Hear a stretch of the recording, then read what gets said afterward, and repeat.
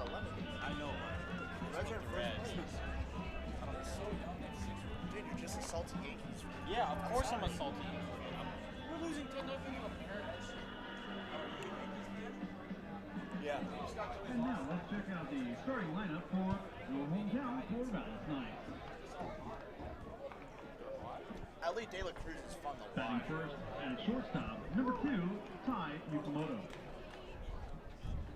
Batting second, the second baseman, number 5, Tyler Quinn. Batting third is the center fielder, number 23, J.C. Ng. I'm a New York Giants fan for football. Batting cleanup, the third baseman, That's number 'cause my mom's 14, from New Levi Jones. Batting fifth, the first baseman, number 44, What? Jason Craig. Batting sixth, the left fielder, number 3, Ethan Hott. Oh, thank God I'm not a Batting Jets fan. seventh, the right fielder, number 9, Kellen Siegel. No way, dude. Batting catcher, number No, 24, dude. Tyler Howard. No. Oh my God. No. Number 38, Merritt I have a Jones. Lawrence Taylor jersey. It's so tough. Starting out on the mound for the Knights tonight. Yeah, we're not live though. 47, Sam Sturr. Bro, turn that off.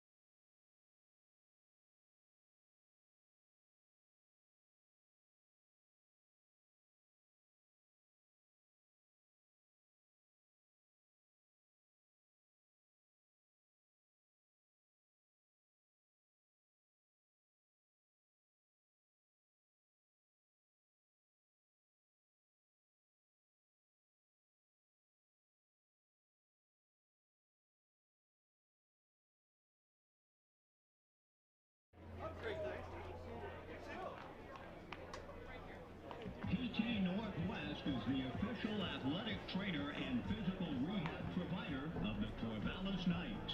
PT Northwest, restore your active lifestyle.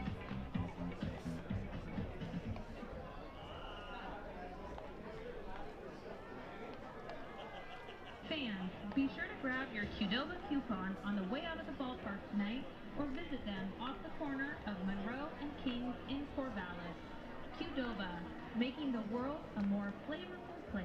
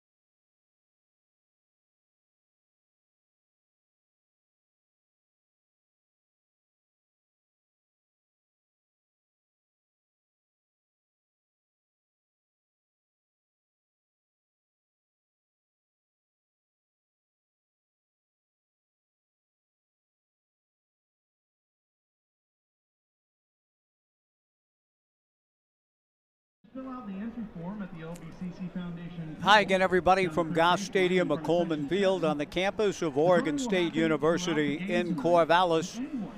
Along with our crew tonight of Andrew Henderson, Tyler Rudolph, Logan Casey, and Garrett Dworshak.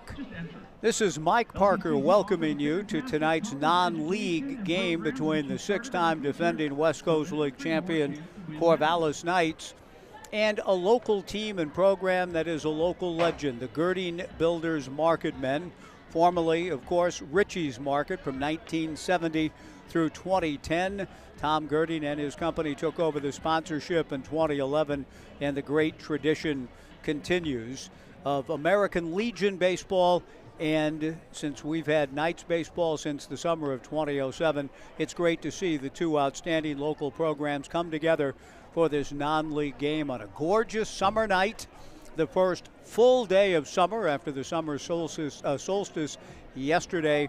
We've had upwards of 89 degrees. It will cool off to just a gorgeous evening for baseball.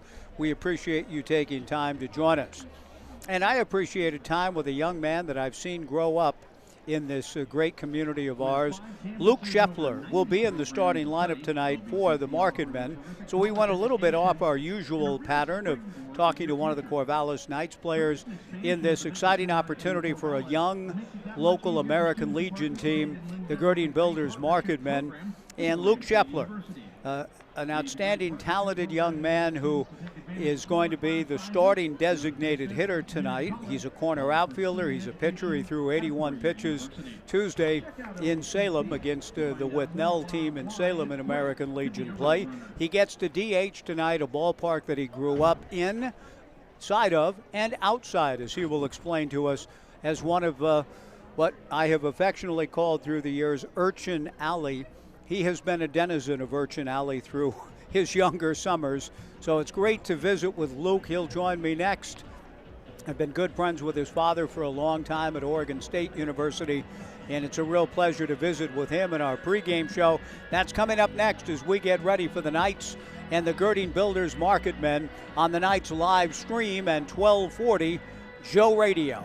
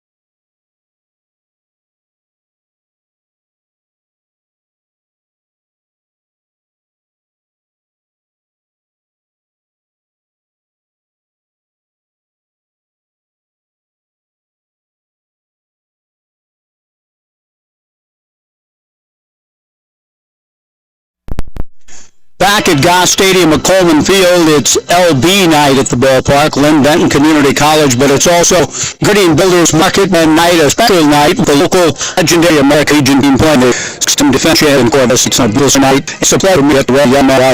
Own team grow from many of us. When he moves, works with his father on Florida State. Luke Shepler joins me, one of the younger guys on a young team. Luke, this is an honor for me to get to talk to you in this context. How you doing? How's this summer going for you? It's going really good. We're having fun. We're hard every day. Kind of doing our thing. Going there, working. Practice a lot. Play, but it's fun. It's all the one. How feeling this year? I mean, you're getting a rev that you don't own in the corner. You are kind of playing up. You don't graduate till 25. How's the adjustment to this level been for you? It's been cool just learning from older guys. I mean, learning from seniors at high school and learning from college guys here. It's been good getting the coaching and just kind of taking everything in and learning.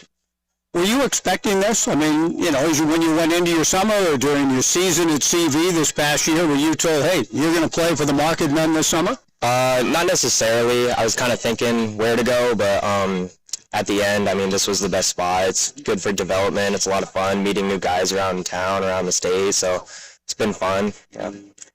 I hope you have a lot of fun tonight, you and your teammates with the Gerding Builders Marketmen. But what does it mean for you? Maybe we can kind of get into your life as a forever Beaver fan. What does it mean for you to play in this ballpark and some of the memories you have here? Well, it's really cool. I'm just kind of soaking in every moment. I mean, I used to be outside not watching the game, trying to get foul balls. That was just how it went. And then as I gotten older, starting to watch. But it's really cool actually being on the field and just like the atmosphere is crazy. Big stadium and amazing field. It's been really cool so far. You know, I was telling you off the air that I called that area behind here Urchin Alley, where kids, yourself, you've been doing it since you were young. You would come to games and just hang out there. How did you do? Did you ever catch any on the fly? Did you get a lot of baseballs over the years? I did get a lot of baseballs. I didn't catch any on the fly. That was a goal every day, but a lot of running around, just trying to hear who was batting, whether they were righty or lefty, and then adjusting. It was like kind of like a 10th player in the field, but I mean, that's what I like to think of it. But it was a lot of fun being out there every day. How competitive is it back there sometimes? I see the speedsters, the guys who were really running fast, getting to the balls. I mean, was there any sort of battling for, blocking out, diving, pushing off to make sure you got the ball? Yeah, there was a lot of that. I mean, when there were a lot of kids, you get really competitive, especially when you didn't know them and sometimes just with your friends. But I remember one time I dove in the mud at an OSU game. I came back in and I was all muddy. My mom was like, "What are you doing, dude?" But yeah, it's really cool just trying to compete in our own way out there to get a ball. I mean, it meant a lot to us when we were younger, so. Stephanie, he was doing the right thing. That's all I'm going to say to that. So, you know, that to get the uniform muddy and dirty, that shows commitment. Luke Shepler, my guest with the Gerding Builders Marketmen. And just what else about him? I've seen you grow up in Gill Coliseum, too. Just the whole university, the men's basketball program that your dad worked for so many years so hard for. How about that program across the way at Gill, what that's meant to you? I mean, it's been really awesome. Those guys mean the most to me, just learning from them, too. I mean, those coaches are amazing. The people are awesome, just working hard. I mean, and seeing all the players growing up through them, it makes me want to work hard so I can play at this level someday. But seeing that and seeing how hard they work makes me want to do it, too, so I can get here someday. Did you have, amongst the hoopsters over there, the Beaver basketball players, a favorite player or two that, you know, it took time with you a little bit, that you like to watch play, anything along those lines? Well, my two favorites that I remember is, of course, Trace Tinkle, I mean, legend, and Roberto Nelson. I love that guy. He was my favorite when I moved here. He was really awesome to me. He was, like, one of the first people I met here out of players, but those guys, like again, seeing them work is just awesome, and it's like what I want to do. So, Luke, you talk about two greats right there, and Roberto's always been on a certain sense, an international man of mystery tours, talent. I love Roberto Nelson, so we share that in common. Last couple of things with Luke Shepler. In terms of kind of locking in and focusing on baseball, tell me a little bit about that. I mean, you've been a multi-sport athlete. Are you all in now on baseball? Yeah, my family and I decided, you know, I want to play college baseball, so I'm just going to put everything I have every day into it, and letting go of the two sports to just try to get where I can. And I really love baseball. I like the other sports too, but baseball is my true love, so that's what I want to do. Do you miss the others a little bit though? Yeah, sometimes I do. I go play some pickup basketball every once in a while. I run routes with my friends, football, but yeah, I mean, just baseball is just what I love to do. Gotcha. And you're working, it sounds like you've also received help not only from guys like Trace, Roberto, others. A former Beaver great, Tyler Graham, who's now doing a great job back at Michigan. Your dad has told me, I haven't heard it from you, but tell me a little bit about Tyler, national champion with the Beavers in '06.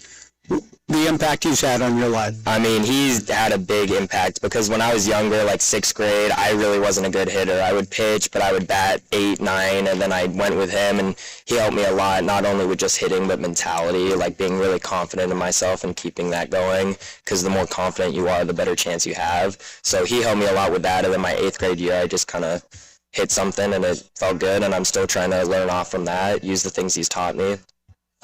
Even if he's not here, he gave you enough to work on probably for the rest of your life, Yeah, right? Definitely, yeah. Hey, Luke, and what about Coach Bumpus, who I've always admired as a player here in the 90s in football, an outstanding cornerback at Oregon State, 3 sports star in high school. What's it been like to play for him and to be on this team with not only your teammates, but your coaches? I mean, he's awesome. He knows sports. He played sports at a college level, so learning from him is just, it's really cool because he knows what he's talking about. He's very positive, and he wants us to succeed, and he tries to help us out as much as he can, and he's doing great. I mean, great coach. Final thing, Luke, and that is I can tell just by, I've seen you grow up from the time you got here, from 4 until now. Looks to me like you're getting stronger, you're lifted. What kind of program are you on, and do you feel like you're on track to get your velocity and your pitching repertoire where you want it by the time your college decision comes around?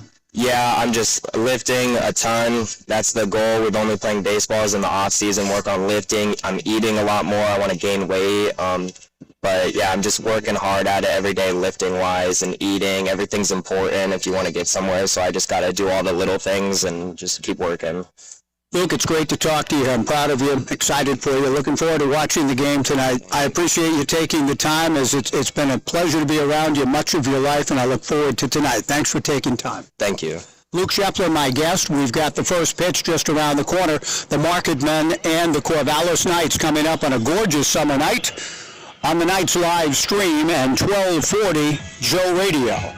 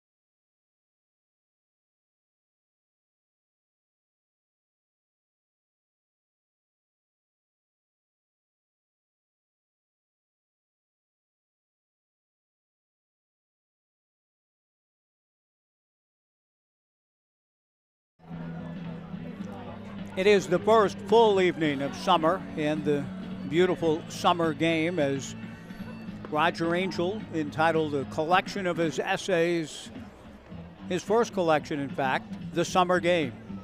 And it features the flowering and subsequent flowering of New England and his account of the greatest pennant race in Major League Baseball history, 1967, the American League race, with 4 teams going into the final weekend still alive to win the pennant.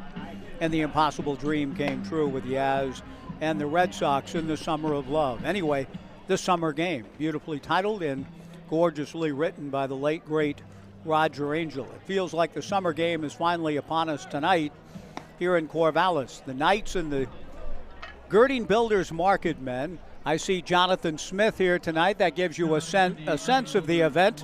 Oregon State head football coach Jonathan Smith sitting above the Jack Riley concourse next to Sean Shepler, Aaron Escobar, some Oregon State heavyweights over there watching tonight as the Corvallis Knights take on the Gerding Builders Marketmen. Louis Campos leads things off for the Marketmen, swings at the first pitch from Sam Sturr, and we're underway. Louis Campos, Carson Gerding, and Mason Stearns. The strike one pitch misses down and in. 1 ball and 1 strike. Campos in center field leading off. Carson Gerding batting second in left field. Mason Stearns hitting third at first base. Nick Gimino, the cleanup hitter, at third. The 1-1 pitch missing inside. Ball 2, 2-1 from Sam Sturr to Louis Campos, whom Larry Bumpus, the head coach for the Marketmen, said is our acknowledged team leader. The 2-1 pitch, Louis takes a strike, 2-2 the count. Mason Riney batting fifth and catching. Luke Shepler, our pregame guest, batting sixth, the DH. Axel Preckle hitting seventh in right field. The 2-2 pitch to Campos, fastball taken, strike 3 called. And so Sam steers it up with apologies to Johnny Nash and an underrated tune. Steer it up, Sam Sturr strikes out Louis Campos looking, and Carson Gerding, the hitter. Now, I haven't seen Tom and Debbie here. Coach Bumpus wasn't exactly sure. I see Carson Gerding and have to believe there's a relationship somehow to Tom, the founder of Gerding Builders, maybe a grandson. I'll try to get that clarified before the night is o'er. Carson takes low and away, ball 1. The 1-0 pitch to Carson, a pop-up on the right side. Tyler Quinn backs up into shallow right field. The Knights' second baseman makes the catch. And Carson Gerding, who just spent some time, some limited action at Eastern Oregon in his third year with the Gerding Builders Marketmen, pops out. 2 down, Mason Stearns, the batter. Mason will graduate next spring out of Philomath High School. Sam Sturr delivers low, ball 1, 1-0. 2 outs, nobody on, top of the first. Camden Carley hitting 8th at second base. Karsten Sullivan batting 9th at shortstop. Russell Holly will get the start. Russell out of Sweet Home High School and attending Lynn Benton Community College. 1 ball and 1 strike, 2 down, nobody on. Sturr comes back and Sam misses high. Ball 2, 2-1 to Mason Stearns. Nick Gimino on deck. Sam Sturr and Tyler Howard, the battery. Ground ball back of first, foul. Cooper Hartzell lets it go by. Larry Bumpus coaching at third. Larry, an outstanding cornerback for the Beavers, came in under Jerry Pettibone, left under the auspices of Mike Riley's program. Larry redshirted in '93 and then got a lot of action. Special teams early and then a starting cornerback late. Mark Banker, his position coach in '97 with Greg Newhouse as his D coordinator. 2 balls, 2 strikes, 2 outs. Larry, also a great baseball player at Oxnard High in Southern California. Now the head coach for the Marketmen. A 2-2 pitch down and away. Larry was telling me that he met his wife, Summer, who grew up, went to Corvallis High School, and I got to meet Summer before the ball game as well. The 2-2 pitch is swung on and missed. For strike 3, Mason Stearns fans, Sam Sturr retires the side in order. We go to the bottom of the first. We'll give you the Knights lineup when we come back. The Gerding Builders Marketmen, nothing. The Knights coming up on the Knights live stream and 1240 Joe Radio. Just fill out the entry form.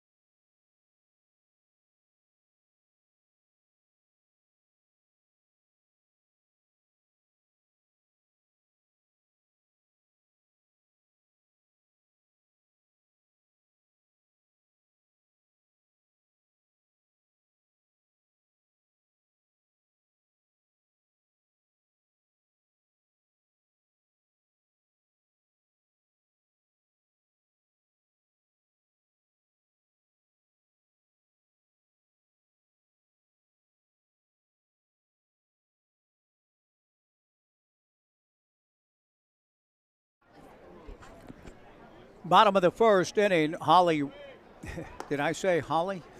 Holly Russell. I must be thinking of Joseph Cotton in The Third Man. His name was Holly. Great film, by the way. Let me transpose. It's Russell Holly, not Holly Russell.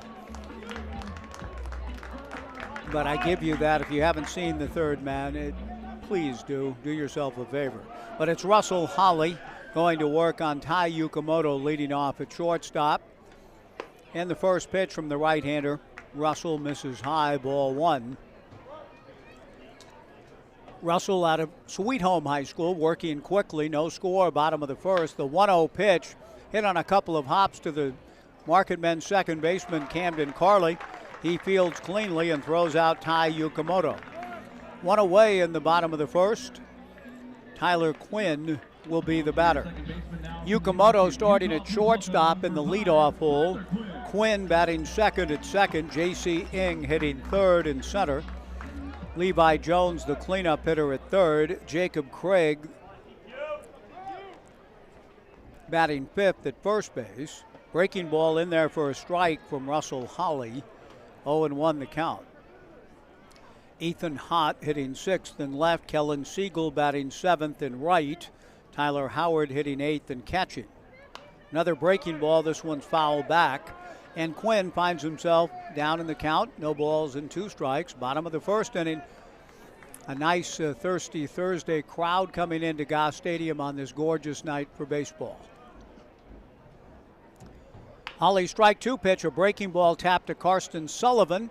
Sully pulls his first baseman off the bag with the throw, and Tyler Quinn is aboard on the throwing error from Karsten Sullivan. Pulling Mason Stearns off the bag. Mason tried to come up and make the tag, but came off a little too far, not able to sweep the tag back. So Tyler Quinn aboard. That'll bring J.C. Ng to the plate.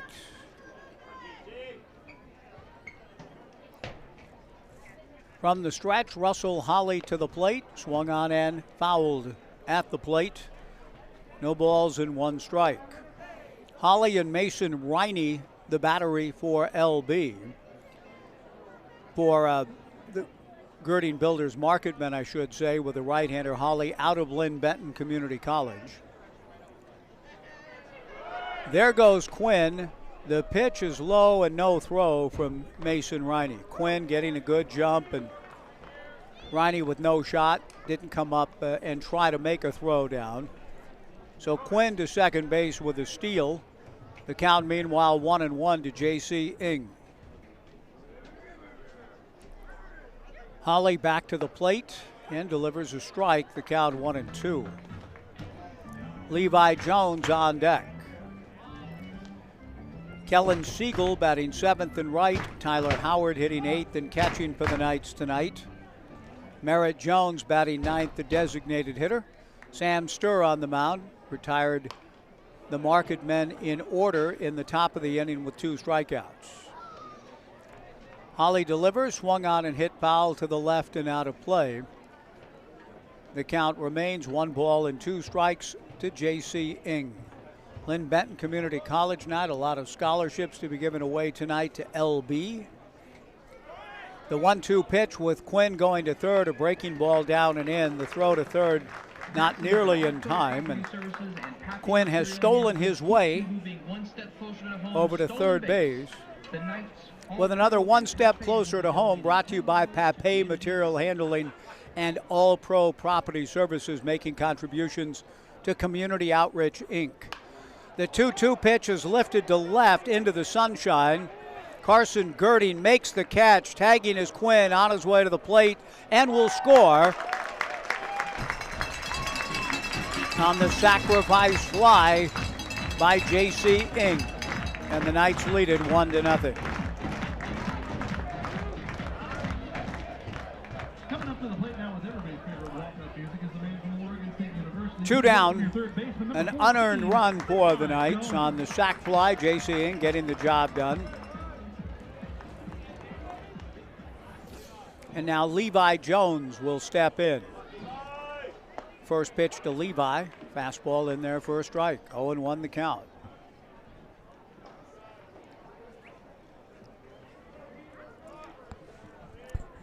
I'm glad to see Jonathan's son, Charles Smith, is here sitting next to his father. And he may have a future carved out as an umpire. He's not sitting in the stands with Dad imitating players or anything else. He's watching the home plate umpire at work, and he raised his right fist as soon as the umpire did on the first pitch to Jones. Robert Smith was doing the same. Or Charles Smith, I should say. Robert is also here, the entire Smith family here. I saw Candace earlier this morning downtown. The pitch hit Waldo away. No balls, 2 strikes, 2 outs. Breaking ball foul back. The count remains 0-2. But they are enjoying the upper grandstand above the Jack Riley Concourse on the left side. Perfect night for baseball. Every seat in the house a good one. Summer has arrived officially on the calendar, and it feels like in real time in our lives together. Summer is here. The last time I sat here and did a ball game, it rained on us much of the game. We had to have the canopy up. The canopy's been torn down. The 1-2 pitch sliced foul towards the TNT Builders party deck. The count remains 1-2. If you haven't seen the features yet, and Jen, if you're listening, I hope you have, and I'm sure KEZI did right by you. We'll talk more about an outstanding person in so many of our lives, and Jen Bowman more tomorrow on Strikeout Cancer Night. A fly ball to left field. Carson Gerding bites the sun but stays with it to make the catch, and the inning is over. But there are features going on now about Jen Bowman, who will be featured and profiled again tomorrow night here. KZI has had features today. They'll run again tomorrow morning. There will be people here tomorrow from KEZI, including Brett Taylor, whom I just met, chronicling the events tomorrow, much of it in honor of our own Jen Bowman. Jen, God bless you, and we're glad you're watching the live stream tonight and look forward to having you participate with us in so many ways tomorrow. The Knights get a run. We go to the second, 1-0. Corvallis over the Marketmen back in 90 on the Knights live stream and 1240 Joe Radio.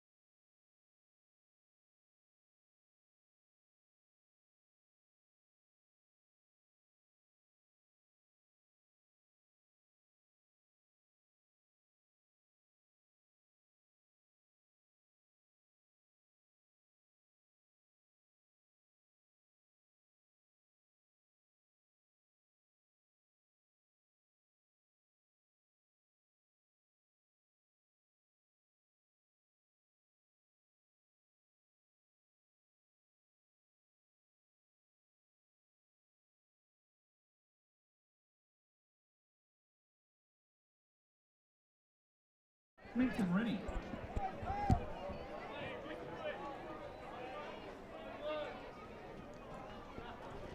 First ball swinging in the top of the second inning. Nick Gimino, a ground ball to the hole at short. Tai Yukamoto from the hole throws a one-hopper. Jacob Craig stretches out, but not quite in time to get the fleet Gimino, who picks up an infield single.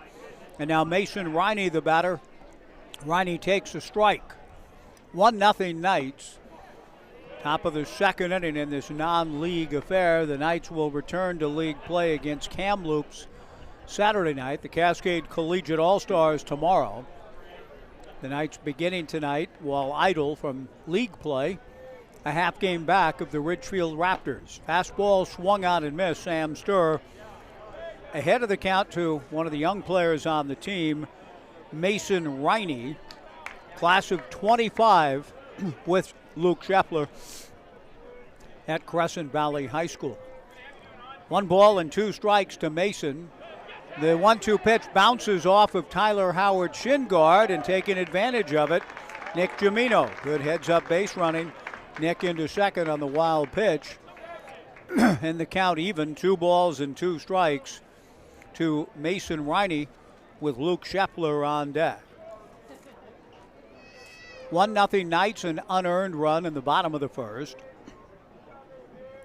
Sam Sturr delivers outside and runs the count full to Mason.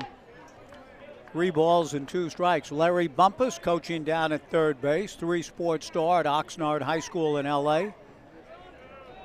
Recruited to Oregon State football and met his wife at here in Corvallis. The 3-2 pitch taken, strike 3 called, 1 away. Mason Riney was ready to head down to first base, but Charles Smith and the home plate umpire, with a certain degree of elan, ringing up Riney. And that brings to the plate the designated hitter, Luke Shepler. The first pitch misses down and in to Luke, ball 1, 1-0. Luke, the DH, telling me before the game in our pregame conversation that he profited a great deal from working with Tyler Graham. Some individual hitting instruction. He swings and doesn't get it, and the count 1-1. Tyler has moved on to be an assistant coach at Michigan. So the Wolverine program benefiting from the outstanding attention to detail work from Tyler. The pitch to Luke swung on and missed, and the count 1-2. Luke is another of the young men on this Gerding Builders roster. Class of 25 at Crescent Valley High School. 1-0 Knights in the second. The 1-2 pitch swung on and missed.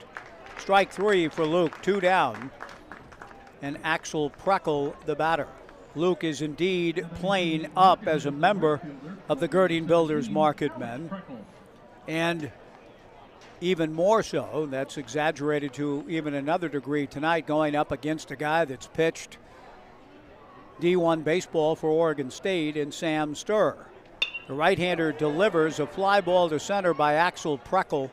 Moving in is moving in is J.C. Ing, Louis Campos' counterpart, to make the catch, and the side is retired. Nick Gimino, a leadoff single. He's left stranded at second after 1.5. The Knights won, the Marketmen nothing on the Knights live stream and 1240 Joe Radio.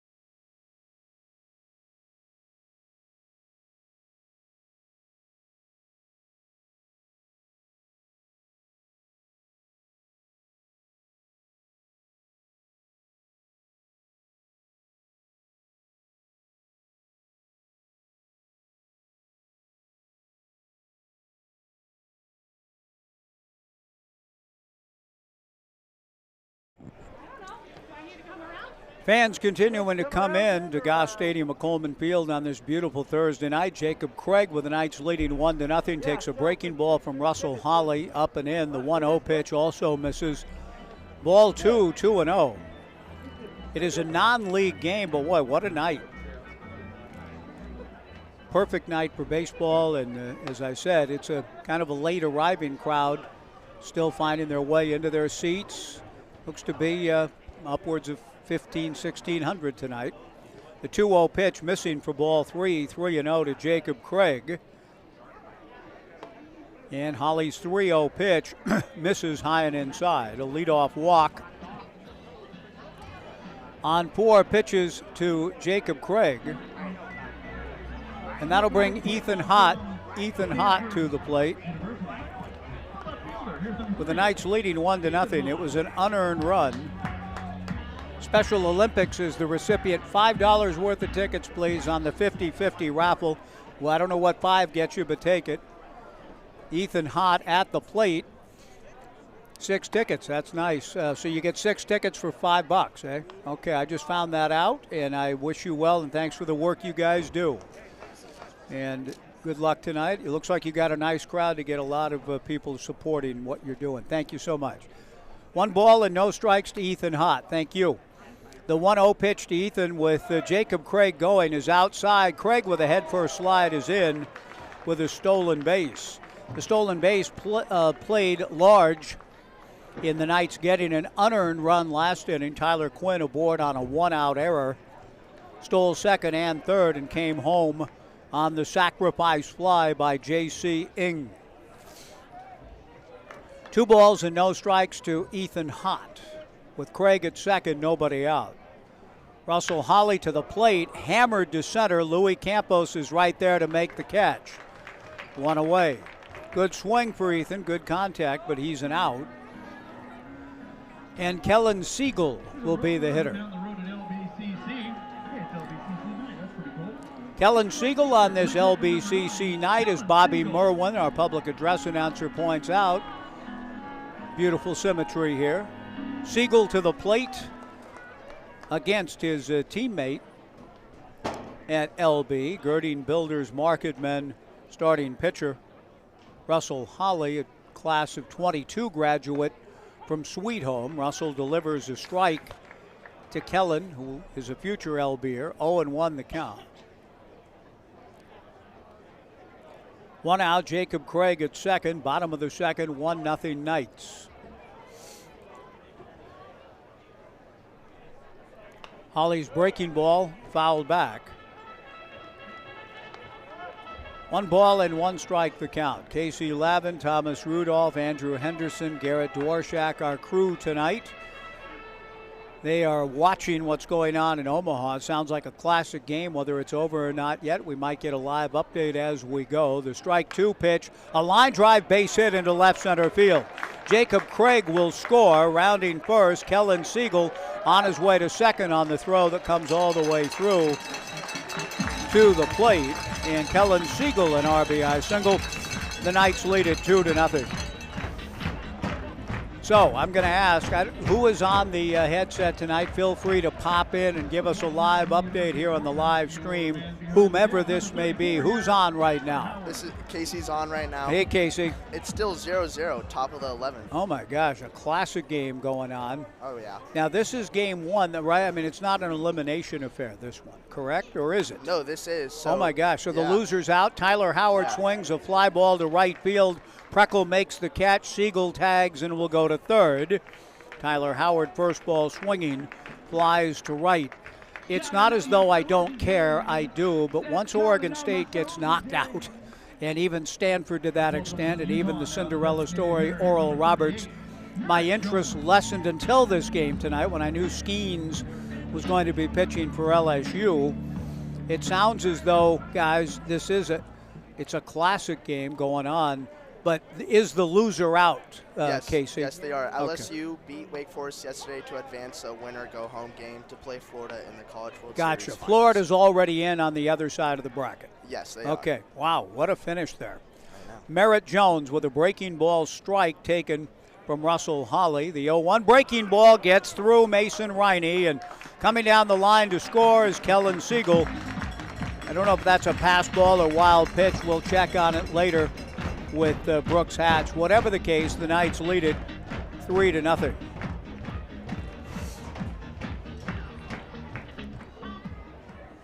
Good base running by Kellen Siegel, taking second on the throw through to the plate, third on a fly ball to right, and thus in position to score on the pitch to the backstop. Merritt Jones, the DH, takes high and inside. The erstwhile pitcher getting a chance to hit tonight. The 2-1 pitch, breaking ball on the inside corner. Brook Knight just shakes his head no, as if to say not really. But it almost looked like the home plate arbiter, after thinking about it, said, yeah, tonight I'll call that a strike. The 2-2 pitch runs down and in. Ball 3, 3-2. 2 outs, nobody on. 2 runs in the inning for the Knights, leading 3-0.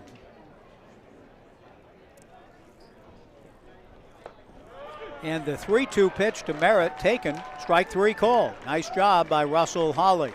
The Knights, though, get 2 on 1 hit, no errors and nobody left. After 2 on this LB night at the ballpark, the Knights 3, the Marketmen nothing on the Knights live stream and 1240 Joe Radio.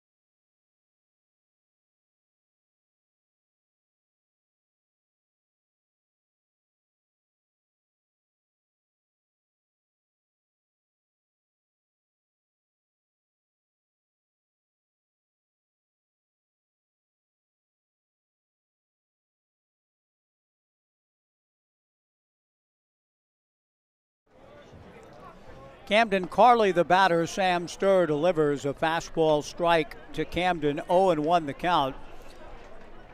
A recent graduate from Santiam Christian High School, 3A, second team All-Stater, hits a one-hopper to the Knights' second baseman Tyler Quinn. Quinn fields and throws Camden out. Good contact for Camden Carley. He makes an out to open the Gerding Builders Marketmen top of the third inning. And Karsten Sullivan, the hitter. Karsten, right-hand hitting shortstop, takes a fastball just outside, ball 1. Karsten is the son of Steve Sullivan, who works as a director of development for athletics in our Beaver Nation, and was my boss for 11 years as the general manager of Beaver Sports Properties. Good man, has done a lot of great things for Oregon State. Karsten takes down and away, ball 2, 2-0. 3-0 Knights, top of the third. Sam Sturr to the plate. Suddenly the home plate umpire is less generous. Fastball away, ball 3. Tyler Howard asks, well, what happened to that being a strike? No need to tighten up on a non-league affair. The 3-0 pitch is ball 4. So that's an interesting development. Nice job for Karsten. Disciplined in the strike zone.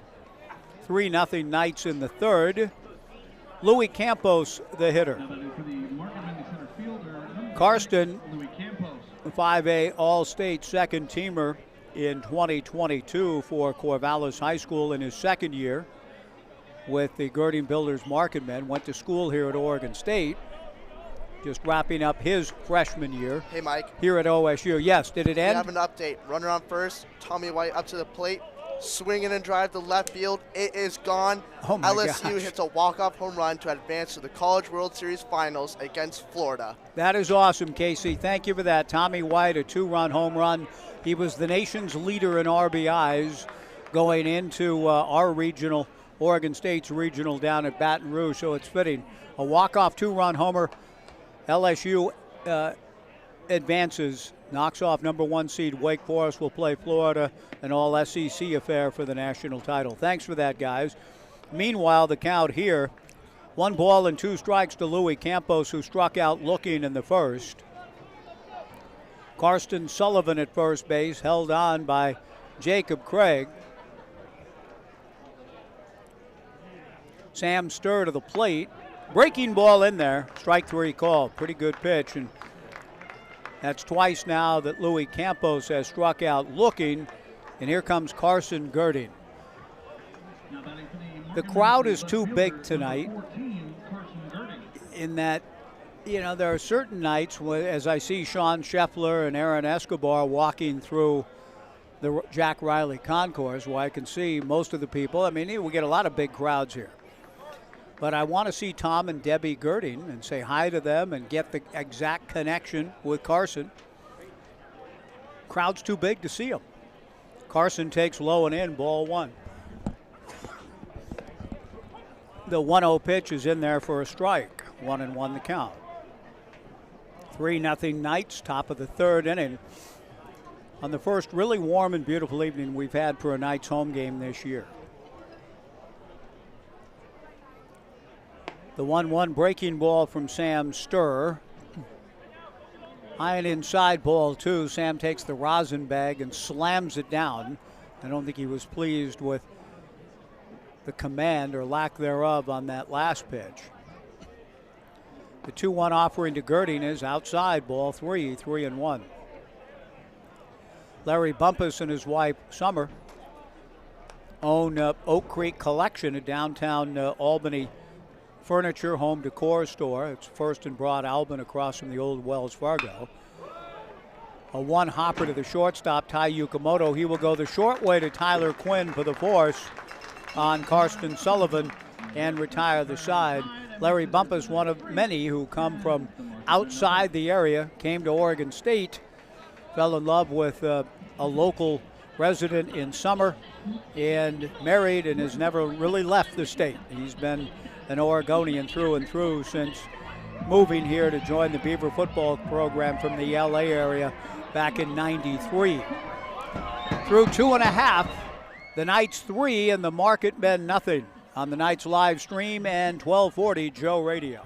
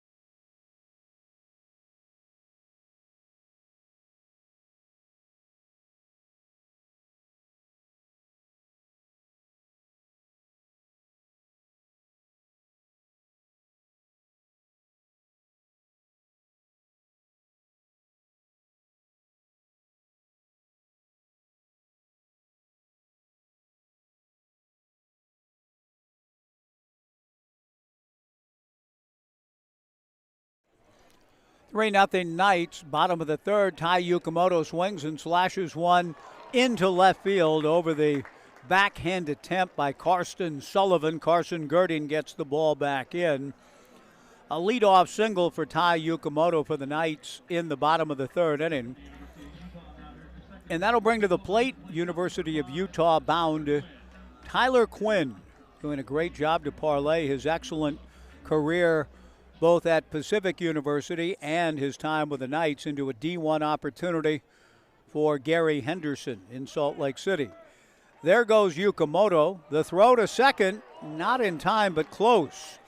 Mason Riney did a nice job getting rid of the ball in a hurry to Camden Carley. And I have seen in a lot of ball games through the years that runner being called out on a bang-bang type of play, but Yukamoto does get the steal. The Knights have 4 of those here tonight, leading 3-0. The strike one pitch to Tyler Quinn, chop foul pass to Brooke Knight. The count 0-2. The Special Olympics 50-50 raffle going on tonight as part of Lynn Benton Community College night and this American Legion West Coast League clash. Be sure to, if you're listening, be sure to flag down those orange-shirted Special Olympics 50-50 salespeople. A line drive into left field for a base hit. The throw comes back in to Karsten Sullivan from Carson Gerding. And too deep, the throw coming through to Nick Gimino, pardon me. And that enables Tyler Quinn to go to second on the throw through into too deep into the infield. Stopping at third, Tai Yukamoto.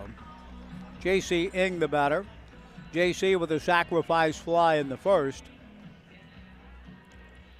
Has an opportunity for another run batted in or 2 here. Pitch to J.C. misses high from Holly, ball 1. 1-0. Yeah, finally came to me. Holly Martins. The character in Graham Greene's The Third Man. The 1-0 pitch. Breaking ball grounded to the second baseman, Camden Carley, who will come to the plate. And the throw pulls Mason Riney up the line, and he misses, does Mason. The tag attempt on Yukamoto going by. Ty scores. The Knights lead at 4-0. Ng aboard on the fielder's choice. And JC does pick up his second RBI. Tyler Quinn holds at second. Levi Jones the batter. Levi flied to left field in the first.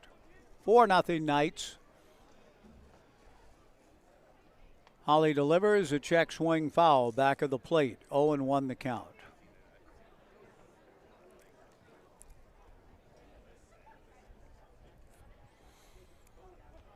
Slight breeze beginning to pick up.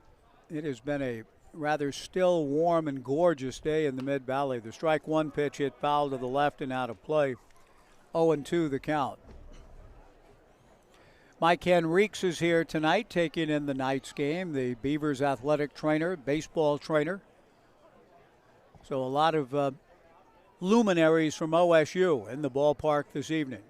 0-2 the count to Levi Jones, a bluff by Russell Holly, keeping an eye on Tyler Quinn at second base. J.C. Ng at first. 1 out. The Knights have scored in each inning. Holly delivers, breaking ball away to Levi. 1 ball and 2 strikes the count. Jacob Craig on deck. The Cascade Collegiate All-Stars here tomorrow night. Strikeout cancer night. Big swing by Levi, gets a little piece of it. It took a bite out of Mason Riney's right hand. Mason shakes that hand a little bit, but the tough kid that he is will carry on. Bottom of the third, 4-0 Knights. Cascade Collegiate All-Stars. Back-to-back non-league games after 2 nights off. Levi swings and misses. Strike 3. Levi is the second strikeout victim for Russell Holly. And with 1 away, Jacob Craig, the hitter. Jacob drew a walk, stole second, and scored last inning. 2 on, 1 out. Breaking ball down from Russell Holly, ball 1, 1-0.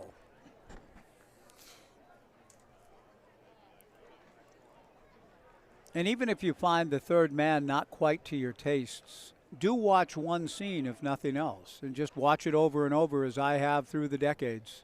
It's gorgeous. The 1-0 pitch on the way to Jacob, a strike, and the count 1-1. The scene wherein the third man, Orson Welles, is revealed in the stoop with the lighting and the shadows and a cat meowing and the feed of Orson Welles and Joe. It's just beautiful cinema. The 1-1 pitch, down and away, ball 2, 2-1. Worth the entire script and Carol Reed as director's work for that one scene alone. One of the great scenes in cinematic history. 2 balls and a strike. All of that comes to mind because of Holly on the mound. Russell delivers, down and away, ball 3, 3-1. 2 on, 1 out, bottom of the third. The Knights leading 4-0.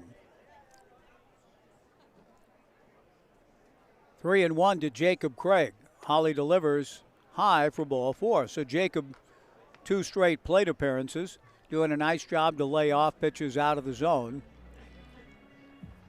And Ethan Hott, who lined out to center field in his first at-bat, will be the batter. Coming to the plate now, here's your left fielder, number 3, Ethan Hott. Well, what a great night. I can't. It's difficult to overstate just how beautiful it is tonight. And I think partially because we've been dealing with wind and cold and unseasonable type conditions. To have this kind of night tonight is a real blessing. Bases loaded, 1 out. Holly delivers a line drive, base hit to left field. Coming in to score is Tyler Quinn. J.C. Ing right behind him. Into third base goes Jacob Craig, and Ethan Hott into second, a 2-run single to left center field. I think they'll go ahead and mark that one as a double for Hott. 5-0, or 6-0, pardon me. The Knights, as expected, with Larry Bumpus heading out to the mound. I mean, there's nothing surprising about how this ball game is taking shape. You have a young Gerding Builders Marketmen team coming in at 3-13. An outstanding program through the years. So many years with the legendary Dick McLean, a program that started, I know Richie's Market began their sponsorship back in 1970. A legendary run. I think they won a state title in that first year, ended up winning 6 as the Richie's Marketmen. Couple of World Series trips, and they're young. They will build, I think, this young roster together over the next couple of years and be back to being a force again. They're struggling a little bit, learning the game as they go, and so tonight's results are not surprising as to how this one is developing. 6-0 Knights, bottom of the third. Jacob Craig at third, Ethan Hott at second. Kellen Siegel, a high fly ball to left center field. Campos and Gerding come together. Making the catch is Campos. Craig tags and will score. The throw comes back in to Karsten Sullivan. The Knights lead at 7-0. Kellen Siegel with 2 runs batted in. 2 down in the inning. And that'll bring to the plate Tyler Howard, who flied to right field in his first at-bat. The Knights with a run in the first, 2 in the second, 4 here in the third. Ethan Hott at second. Now he's going to third, and the throw to third goes through into left field. Ethan Hott will get up and score, and the Knights lead at 8-0.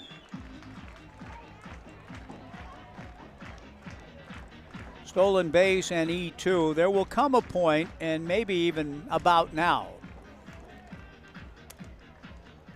as the Knights have scored 5 in the inning to lead at 8-0, that the running game and all of those things will be ordered by Brooke Knight to be stopped. Howard a fly ball to right field, right at Axel Preckle. The inning is over. But the Knights get 5 and have broken it open through 3. After 3 in this non-league affair, the Knights 8, the Gerding Builders Marketmen nothing on the Knights live stream, and 1240 Joe Radio.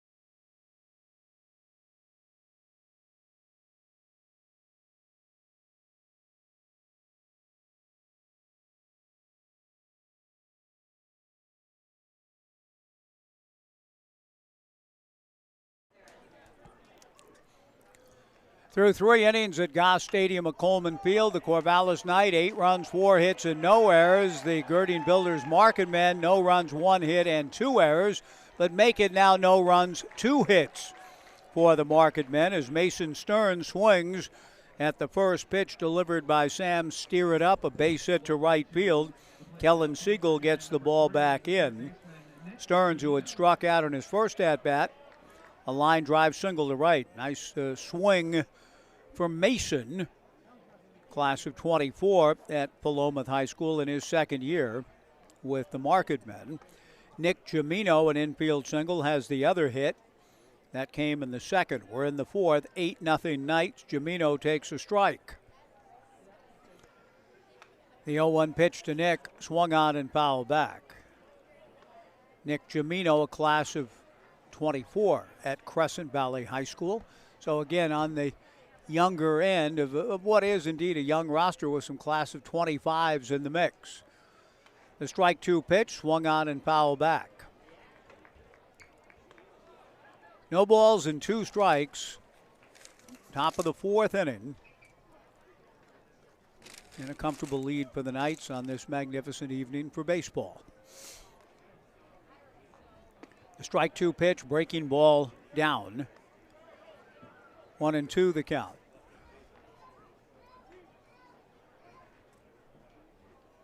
It's good to see these two entities playing one another here.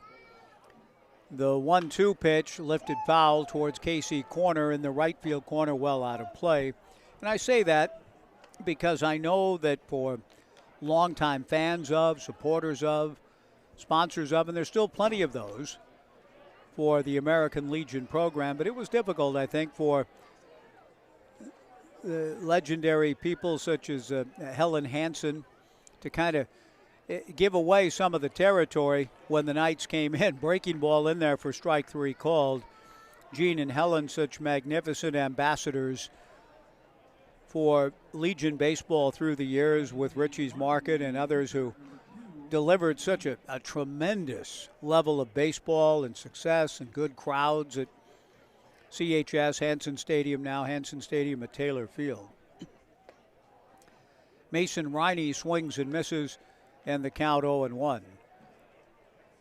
But times do change, things change, and I hope that Helen, who has and Gene too, Hubba Hubba, have the best view of all things, are in some ways enjoying this tableau here tonight. The strike 1 fastball from Sam Sturr, high and inside, and the count 1-1.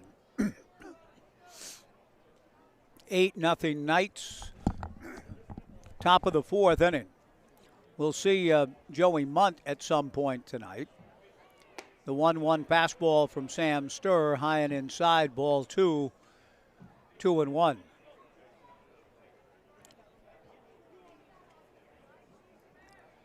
Mason Riney struck out on his first at-bat. A leadoff single from Mason Stevens. He's held on by Jacob Craig. Sturr comes back and misses and falls behind 3-1. Sturr and Tyler Howard the battery. Between innings, Gail Rushing was a recipient of a scholarship donated by Dan and Courtney Siegel to LB. The 3-1 pitch fouled at the plate. Dan senses a great deal of indebtedness to Lynn Benton Community College for Dan's time there, both in the classroom and on the baseball field, and giving back tonight in the form of a scholarship in his and Courtney's name at LB. The 3-2 pitch is pulled down the left field line in the corner. Chasing the baseball down is Ethan Hott. Mason Stearns into third, and Mason Riney into second with a double.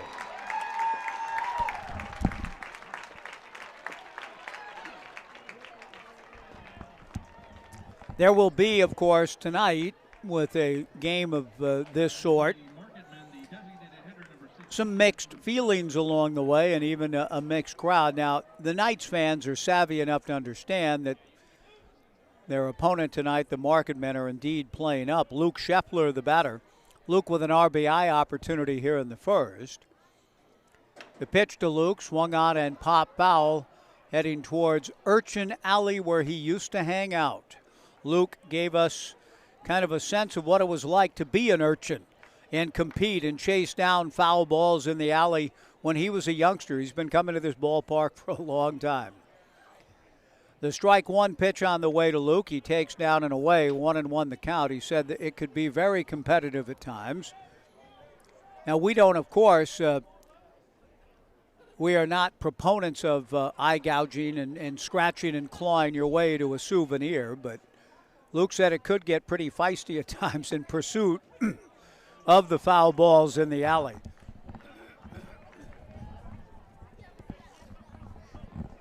The 1-1 pitch in there for a strike, and Luke reported that he came back all muddied from diving onto the grass near the entrance to home plate, to his mother's bemusement. The 1-2 pitch, down and away, ball 2. But Stephanie, enough of a fan, I think if Luke would have said, Mom, I was chasing a foul ball, should have, and I believe did, give him a pass on the dirty close. The 2-2 pitch, Luke takes outside, ball 3, 3-2. Mason Stearns at third, Mason Riney at second. 8-0 Knights in the fourth, but the Marketmen with a chance to get on the board. Luke Shepler has worked it to 3-2 with 1 out. Sam Sturr to the plate, swung on and missed for strike 3. 2 down.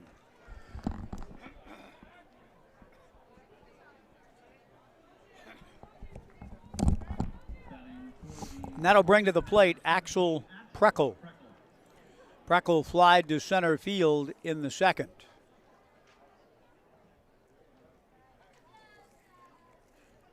Sturr operating from the stretch, and the pitch misses down and away. And there are a number of Marketmen fans in the stands tonight at Goss, so when that double was struck by Riney to set up second and third, you could hear quite a few clapping and shouting their approval. They would like it even more if the Marketmen can get on the board. Prexel takes outside, ball 2, 2-0.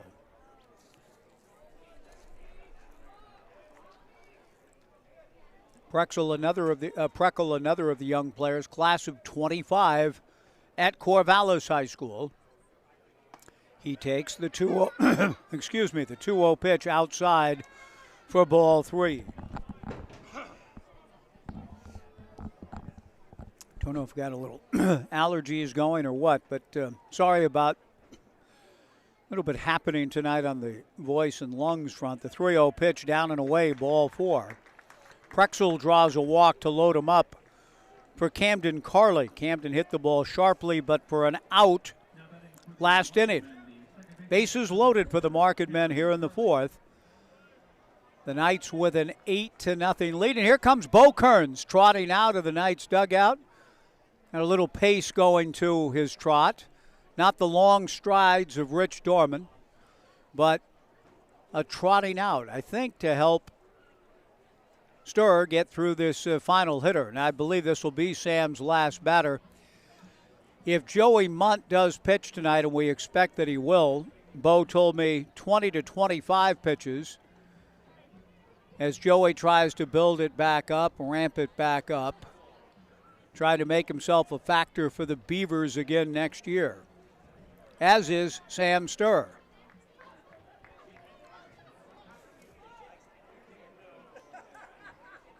The second walk yielded by Sam. He goes to work on Camden Carley now and works out of the windup. The right-hander to the plate. Outside, ball 1.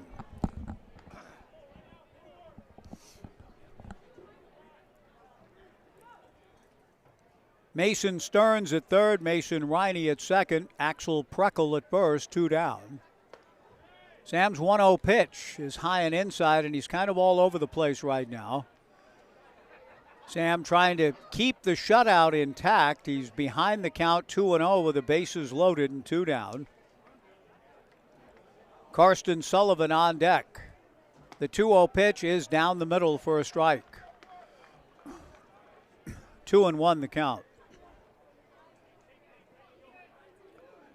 J.C. Ing deployed very shallowly in straightaway center, as is Kellen Siegel in right. The 2-1 pitch hit foul towards Urchin Alley, off of Dixon Rec and into the alley to even the count at 2 balls and 2 strikes. 8-0 Knights in the 4th. I think it was the Collegiate All-Stars, was it not? 1962 beat the NFL champion Green Bay Packers. The 2-2 pitch in the turf, ball 3. So the runners will go on the pitch with 2 down. I don't know if that's the year exactly, but I do think there was a year that the College All-Star team defeated the NFL champs. And I'm sure that didn't sit well with Vince. The runner's ready to go. 3-2 and 2 down. The right-hander delivers. Strike 3 called to retire the side. A threat by the Marketmen in the 4th with a couple of hits. They leave 3 after 3.5. The Knights 8, the Gerding Builders Marketmen nothing on the Knights live stream and 1240 Joe Radio.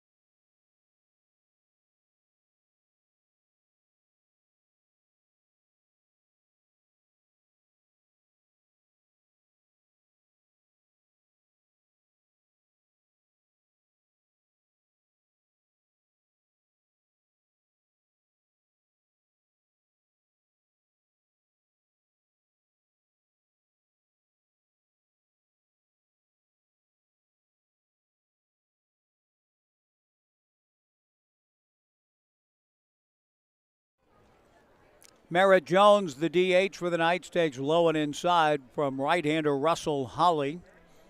The 1-0 pitch down and away, ball 2. 8-0 Knights, bottom of the 4th inning. Holly's 2-0 pitch, Jones. It's a high pop foul down the left field line. The ball comes back into fair territory and eludes the glove of Karsten Gerding. Merritt Jones moves into second base with what I presume will be scored, a double. A tough play. The wind isn't much of a factor, but weird action on the ball. It did appear to be hooking foul, and it came back fair. And Carson Gerding read it the same way that I did. He thought it was going to be foul and ran into foul territory and overran the ball, and it came back in fair. Merritt Jones, a bit of a gift double to open the inning. Now a pop foul into shallow left field, or a fair ball into shallow left, I should say. It eludes the shortstop, Karsten Sullivan's glove. Into third base goes Merritt Jones, and Yukamoto gets a bloop single to left. So the Knights hitting in some good luck here in the bottom of the 4th. A double to left. Overrun a step or 2 by Carson Gerding. And now Yukamoto, a bloop single into left field. Karsten Sullivan not able to chase it down. Tyler Quinn, the batter for the Knights. Runners at first and third and nobody out. Holly to the plate. Quinn, a drive toward the gap into right center field. This will score Merritt Jones easily. Ty Yukamoto going to third, and into second base with a double goes Tyler Quinn. Double to right center field. The Knights lead it 9-0. That was the first ball well struck in the inning. But it will lead to the end of the evening for Russell Holly with Larry Bumpus out to make a pitching change. And we'll see if he's bringing somebody in from the field or from the dugout.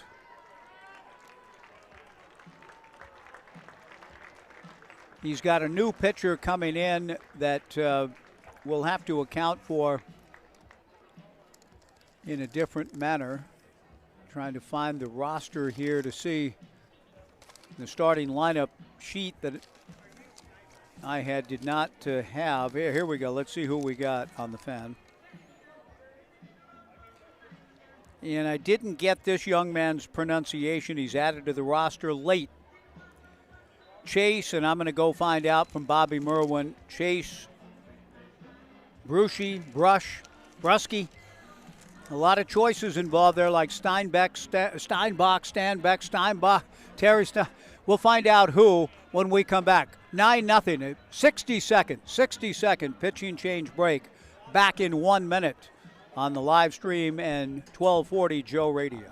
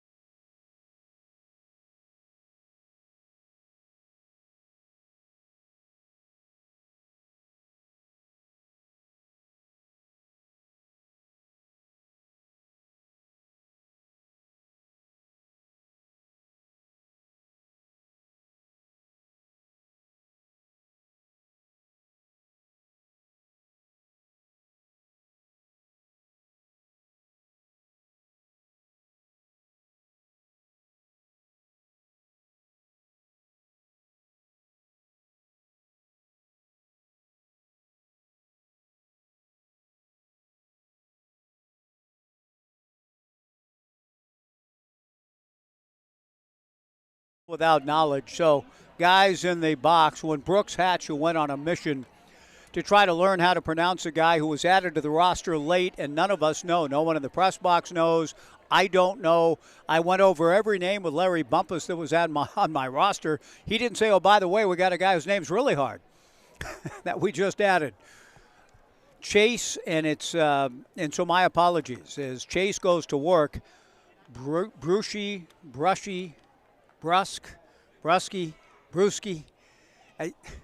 we'll come up with, I hope, with the right rendition here soon. Brooks Hatch has gone on a mission to try to find out who it is. 9-0 Knights. J.C. Ing is the first batter that Chase faces, and Chase is behind J.C. Ing 2-1. So, Casey, Thomas, Andrew, if you guys hear or know, please let me know as soon as you know how to pronounce the name. Brooks Hatch is going down to find out, but he's also lingering in conversation with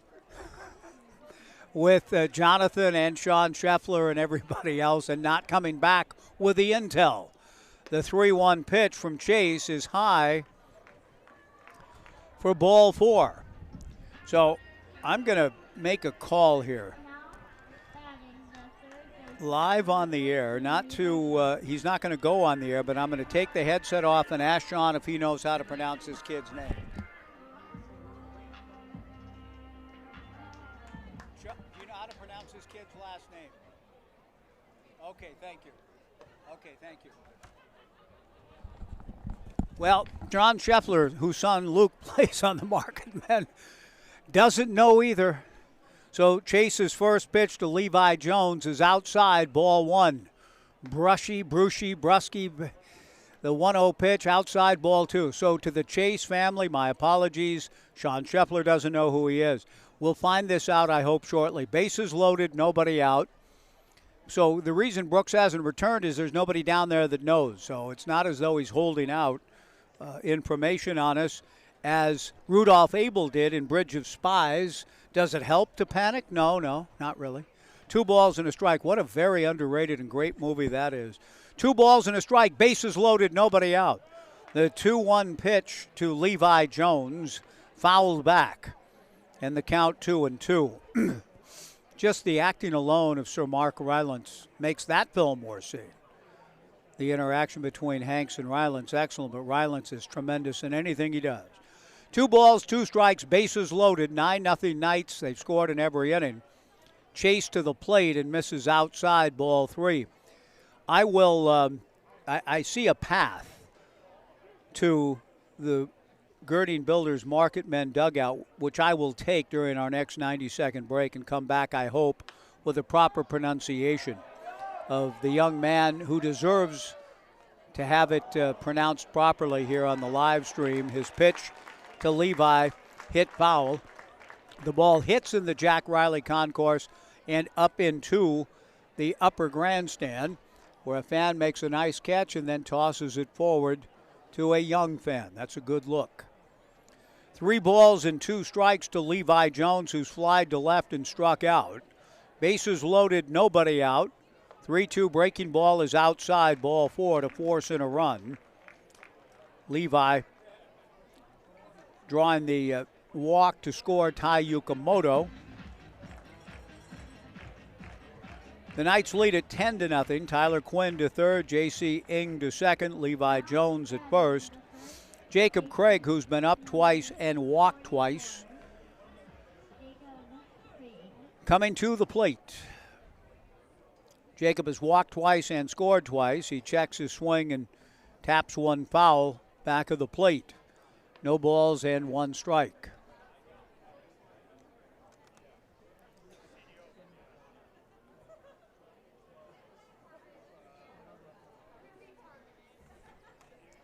Chase is working out of the windup.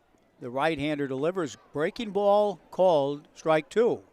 Pretty good-looking pitch from the player who will be properly named and announced later. And is there going to be a deal? Scoot Henderson drafted by the Blazers. Is there a deal coming? Under the lights, the strike 2 pitch. Craig hammers it to left center field. Gerding on the run makes a nice catch. Tagging is Tyler Quinn to score, but a good catch by Carson Gerding. A sac fly for Jacob Craig. The Knights lead at 11-0. But Gerding getting into the gap to cut it off and fighting the sun all the while. Did a nice job to keep that one from going through. 11-0 Knights, 1 away. Ethan Hott, who has lined out and doubled home 2 runs, steps in against Chase. The right-hander delivers very high, ball 1, 1-0. J.C. Ing at second, Levi Jones at first. The Knights a run in the first, 2 in the second, 5 in the third, 3 more here in the fourth. Hott hits 1 foul, and the count 1 ball and 1 strike.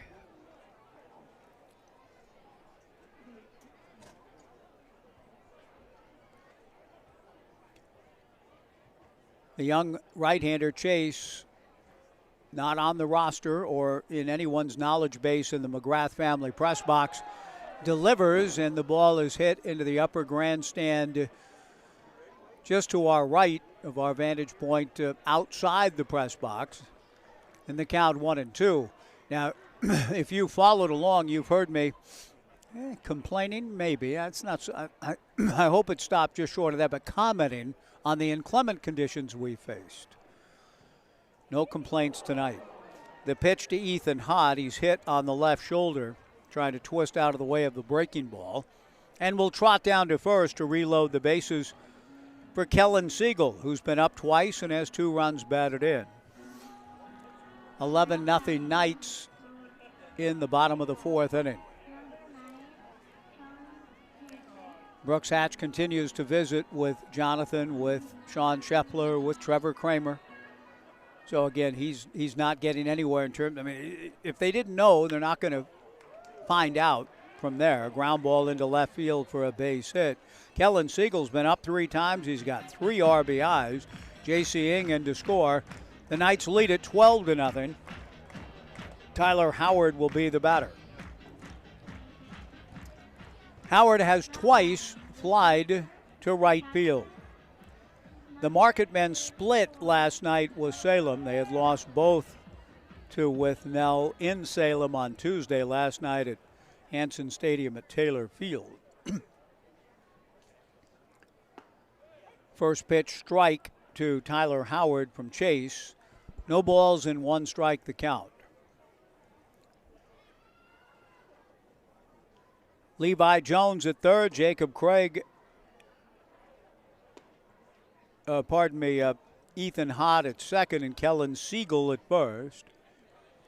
The strike 1 pitch to the 9th man to come to the plate in the inning. Tyler Howard is low, ball 1, 1-1.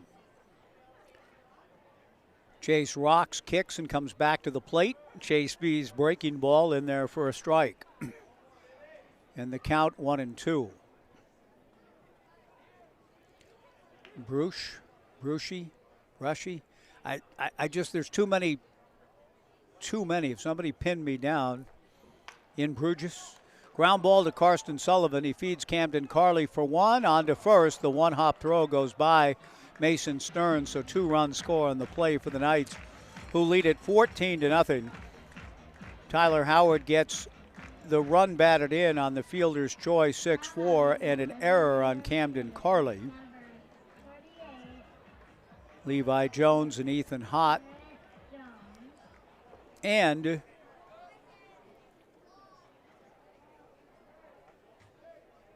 the first man to come to the plate in the inning, Merritt Jones, the batter. The pitch gets away from the catcher, Mason Riney, and on the wild pitch, Tyler Howard goes down to second.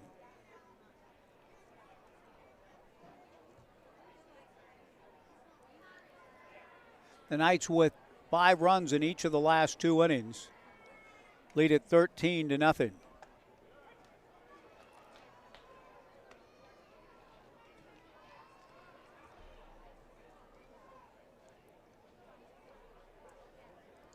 The pitch on the way is in there for a strike. The 0-1 offering from Chase in there for strike 2. No balls and 2 strikes the count.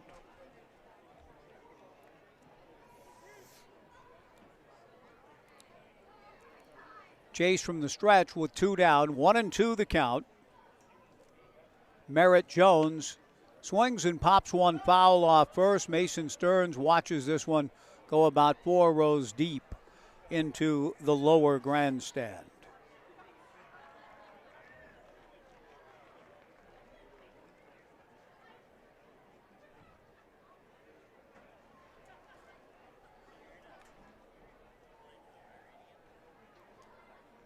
One and two the count.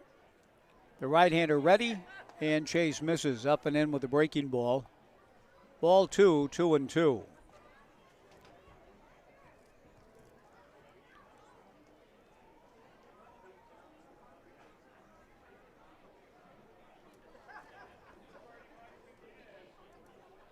From the stretch, Chase delivers. Down and away. The count goes to 3-2. Getting without the usual monitor out here tonight. I need my crew, Casey, Thomas, Andrew, double check the official score in the game right now, please. The 3-2 pitch is ball 4. Merritt Jones drawing a walk, and that'll bring to the plate Tai Yukamoto. Tai is 2 for 3 and has scored twice. The official score is 14-0. It is 14-0. That's what I thought. I keep looking up at the scoreboard and I see 13-0, and I look back over my score sheet and say, well, I've got 6 runs here in the inning. It's 14-0 Knights. The scoreboard shows 13, and that's why I had you check. Thank you. Now I'm going to go check on Chase's identity because Yukamoto hits a fly ball caught by Louis Campos to retire the side. But the Knights get 6, and I got to position myself for the 90-second run down to the dugout. The Knights 14, and the Marketmen nothing on the Knights live stream and 1240 Joe Radio.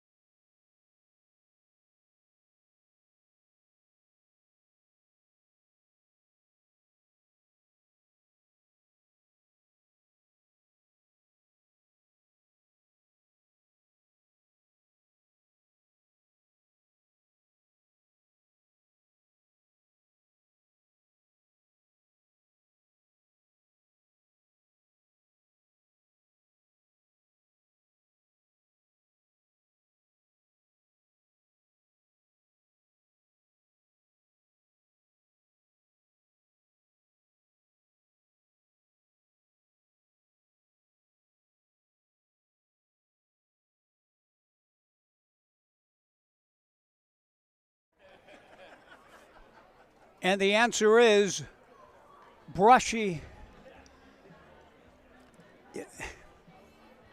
If somebody would have said the proverbial, it's not a pleasant image, but if somebody would have forced me under threat, you've got to stick with one. Brushy, I think, might have been the one I would have gone with, or brushy. It is brushy, but I apologize for all the other derivations of that spelling. But it is Chase Brushy. Larry Bumpus provided that information to me. And I hustle back up here, and here we go with the Knights leading 14-0 moving to the fifth. Jonathan Stone is indeed the pitcher for the Knights. And his first pitch to Karsten Sullivan is a strike. Stoney comes back, good fastball, swung on and missed. Karsten drew a walk against Sam Sturr in the third. Sturr struck out 7, walked 2. Gave up 3 hits. Karsten swings and pokes one foul down the left field line and out of play. 14-0 Knights, top of the fifth inning before a big crowd and a gorgeous night for baseball. I'm not sure exactly how and why the strike 2 pitch from Jonathan misses. There are actually some fans in the right field bleachers. Now, whether they're going to be asked to leave because the Knights don't sell tickets out there. The pitch to Karsten swung on and missed. Strike 3, 1 away. And Louis Campos, the hitter, at least I don't think they do.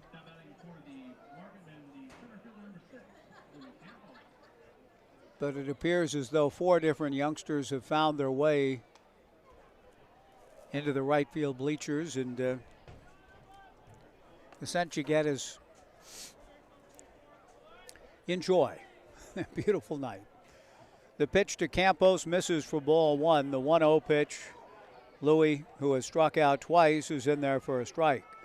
Right-hander Jonathan Stone in the ball game for the Knights. Works quickly, delivers a high pop foul off first. Jacob Craig comes over to have a look. It's about 4 rows deep again into the lower grandstand on the right side, just below the Riley Concourse. 1 ball and 2 strikes the count. Top of the 6th, 14-0 Knights. Big Jonathan, 6'2", 215-pounder to the plate. Misses high, ball 2, 2-2.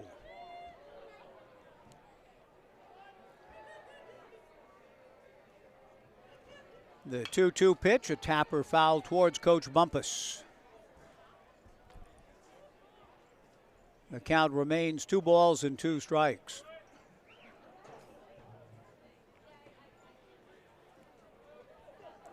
Fastball from Jonathan misses high. He runs the count full to Louis Campos, 3-2. Carson Gerding on deck. Fastball swung on and missed, strike 3, 2 down. Carson Gerding to the plate of the Gerding Builders Marketmen. Carson has popped to second and bounced into a forced play. Stone delivers a fastball for a strike and the count 0-1. If any of you happen to know, because they've been in the community for so long, Tom and Debbie Gerding, and you're listening at home or wherever you are and you know, have their cell phone, please let them know that I'd like to say hi to them before the night is over. Have them come up to where I am. Is that asking too much? It's asking a lot, actually. The strike 1 pitch is in there for strike 2. Stone comes back and misses to Carson Gerding. The 1-2 pitch fouled straight back. Very community-oriented, dear people, Tom and Debbie Gerding. Haven't seen them for a while, either one of them, but closer to them years ago. The 1-2 pitch on the way. Fastball in there. Strike 3 called, and Jonathan Stone strikes out the side. We go to the bottom of the 5th. The Knights 14, the Marketmen nothing on the Knights live stream and 1240 Joe Radio.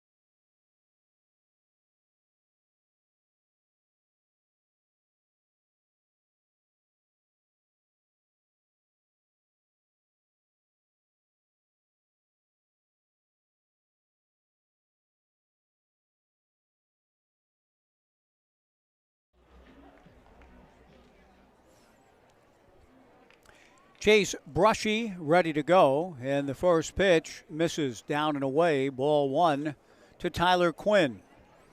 1-0 the count. Chase out of Dallas. Now the problem with the handwriting on the rosters that we were submitted, it appeared to have a C in it. When I finally had the opportunity to look Chase up, there is no C, so I never would have been in the whole Brusky type of thing. It is spelled B-R-U-S-H, Brush, with an E. That would have been fairly straightforward, but I thought I saw a C in the handwriting of Coach Bumpus in the lineup he submitted, and that's probably on me. Tyler swings and hits one foul to the right and out of play, and so Chase Brushy out of Dallas, ahead of the count, 0-2 on Quinn. He comes back and misses high, runs the count. He was 1-1. Now it's 3-1 to Tyler. J.C. Ing on deck. Chase Brushy ready. The 3-1 pitch. Ball 4. A leadoff walk for Tyler Quinn, who had scored twice and driven in a run. Scored 3 times, actually. A board on an error. Singled and scored. Doubled and scored. And now J.C. Ing to the plate. J.C. with a sacrifice fly in the first, an RBI fielder's choice in the third, walked and scored in the fourth.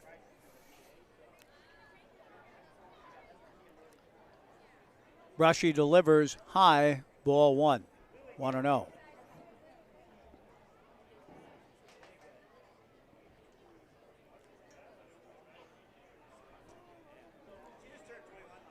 Brushy comes back with a 1-0 pitch. High, ball 2, 2-0 to J.C. Ing. The Knights are running the first, 2 in the second, 5 in the third, and 6 in the fourth. Up 14-0.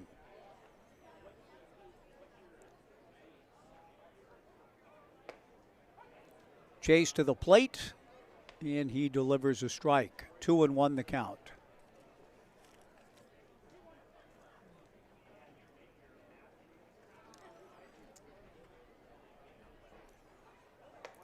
The 2-1 pitch misses high for ball 3 to J.C. Ing.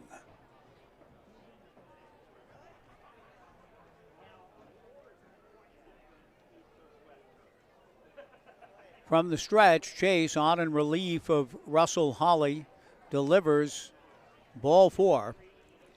Back-to-back walks to open the bottom of the 5th inning.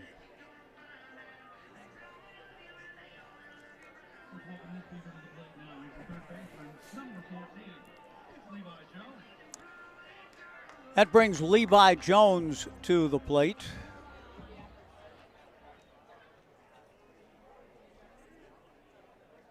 With 2 on and nobody out. Levi gets on the first pitch and hits it high and foul, well out of play down the right field line.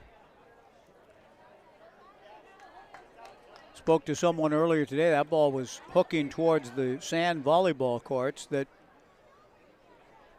said she and a bunch of friends were really enjoying playing some sand volleyball earlier today. I bet. The strike one breaking ball in the turf gets away from Mason Riney, and the Knights runners move up 90 feet. And it's a type of thing now, the game is in hand, that particular wild pitch and advancement of the runners produced not a single clap. I mean, I looked around the whole ballpark, scanned the crowd for some sign of a clap, and there wasn't one. The pitch to Jones, grounded fair down the right field line. Tyler Quinn scores, J.C. Ing will too. Levi motoring around second towards third. The relay is not in time. A 2-run triple for Levi Jones. That does produce some claps of approval, but the fans understand what's going on here tonight as the Knights run the lead to 16-0 on a triple for Levi Jones into the right field corner.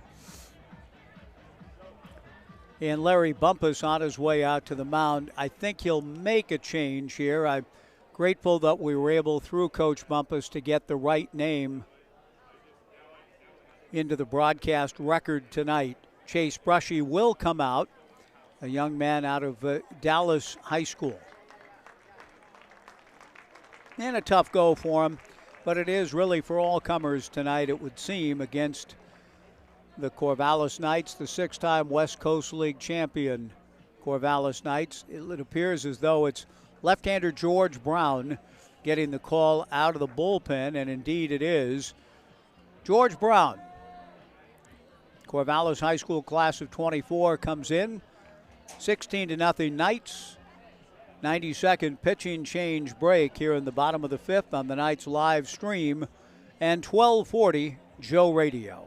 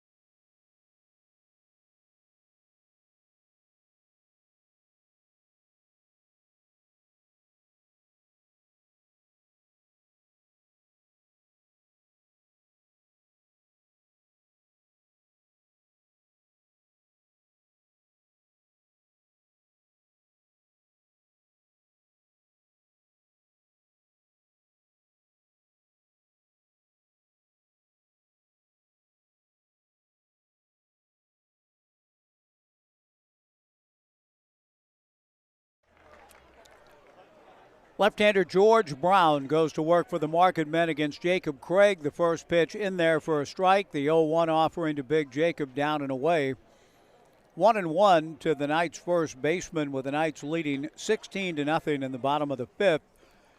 Jacob has been up 3 times. He's walked twice and had a sacrifice fly, so a little bit of an Ethan Hott type night going. The strike 1-1 pitch to Jacob down and in, ball 2. Ethan with the unforgettable 0-2-0-2 line in his Knights debut. The pitch to Jacob Craig misses for ball 3, 3-1.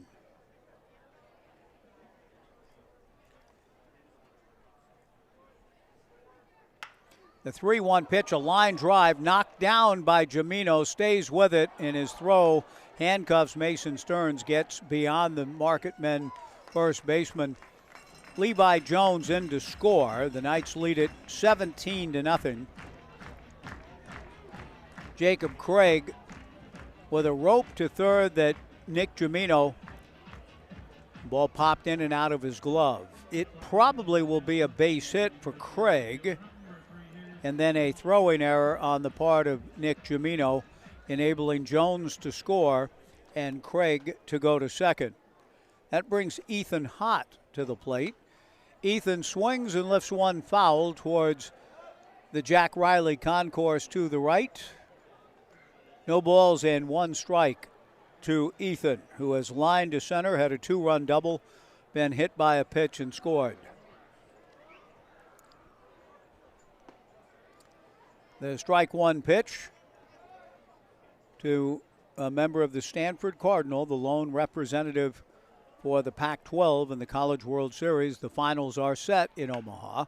Hott hits a ground ball back of third.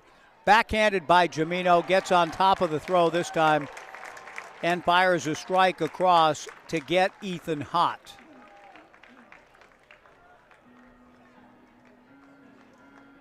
One away in the inning, holding at second base, Jacob Craig, and that brings Kellen Siegel to the plate. Kellen with 3 RBIs on the night.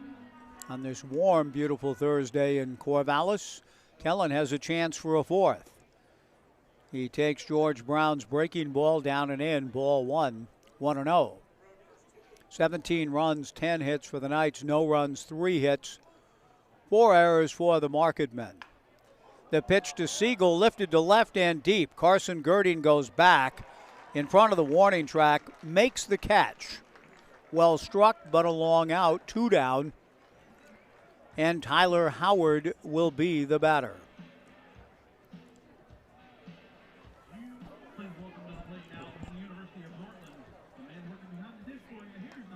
Tyler has twice flied to right, bounced into a fielder's choice, which produced a run. The Knights have scored in every inning. The pitch to Tyler, a fly ball to left, coming in a hurry to make the catch is Carson Gerding to retire the side. The Knights get 3 more, 2 on a 2-run triple by Levi Jones. And at the end of 5, the Knights 17, the Marketmen nothing on the Knights live stream and 1240 Joe Radio.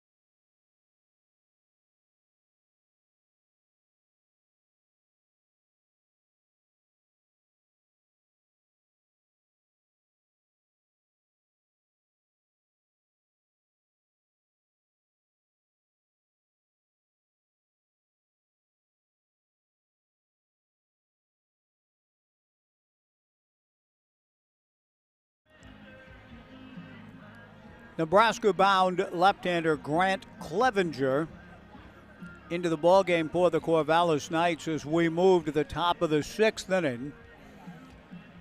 The Knights leading 17-0. Bo Kearns, the pitching coach for the Knights, and I were marveling before the game tonight about how much Grant's arm slot, his style, reminds us of his elder brother, Garrett, part of the Tampa Bay organization, who just went on the DL.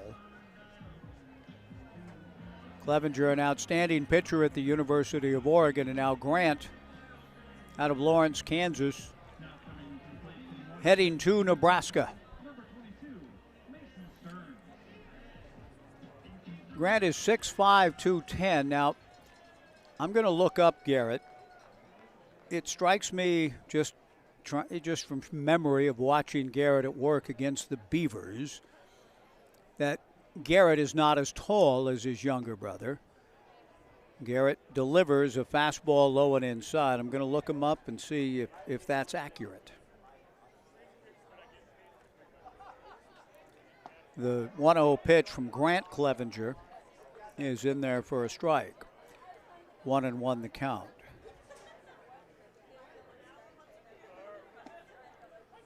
The 1-1 pitch, that is in there for strike 2. Yeah, okay, I thought so. Garrett 6'1", so 4 inches for younger brother Grant. The 1-2 pitch, strike 3 called. Mason Stearns in short order, retired on strikes by Grant Clevenger and Nick Gimino, the hitter. And while the score is a whopping 17-0, the sense you get is the real revelation, I'm sure, for some of these Marketmen hitters is this step up in pitching and the stuff they're seeing. The Knights have used Sam Sturr, Jonathan Stone, and now Clevenger. Grant working quickly, the 1-0 pitch just misses in the count. 2 balls and no strikes here in the top of the 6th. Nick Giamino has an infield single and is struck out. Fastball swung on and missed in the count, 2-1.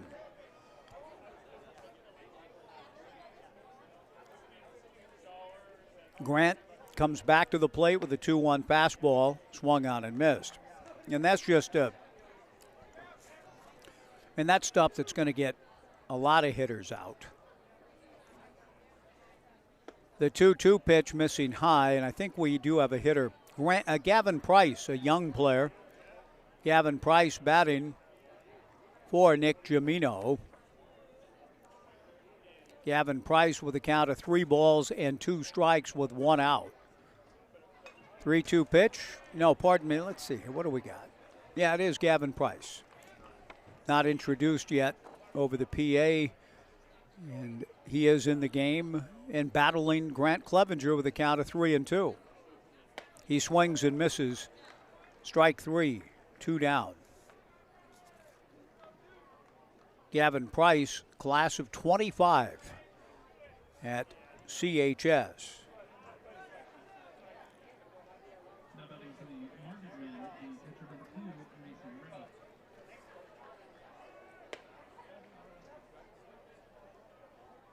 Mason Rennie. Mason Riney, the batter, and I just heard Bobby Merwin say Riney, and I thought I went over with Sean Shepler and Larry Bumpus that it's Riney, but hearing Bobby creates squeamishness and nervousness and just a general sense of a discomfort for yours truly. I'm going to have to check on that again, maybe in the 90-second rundown.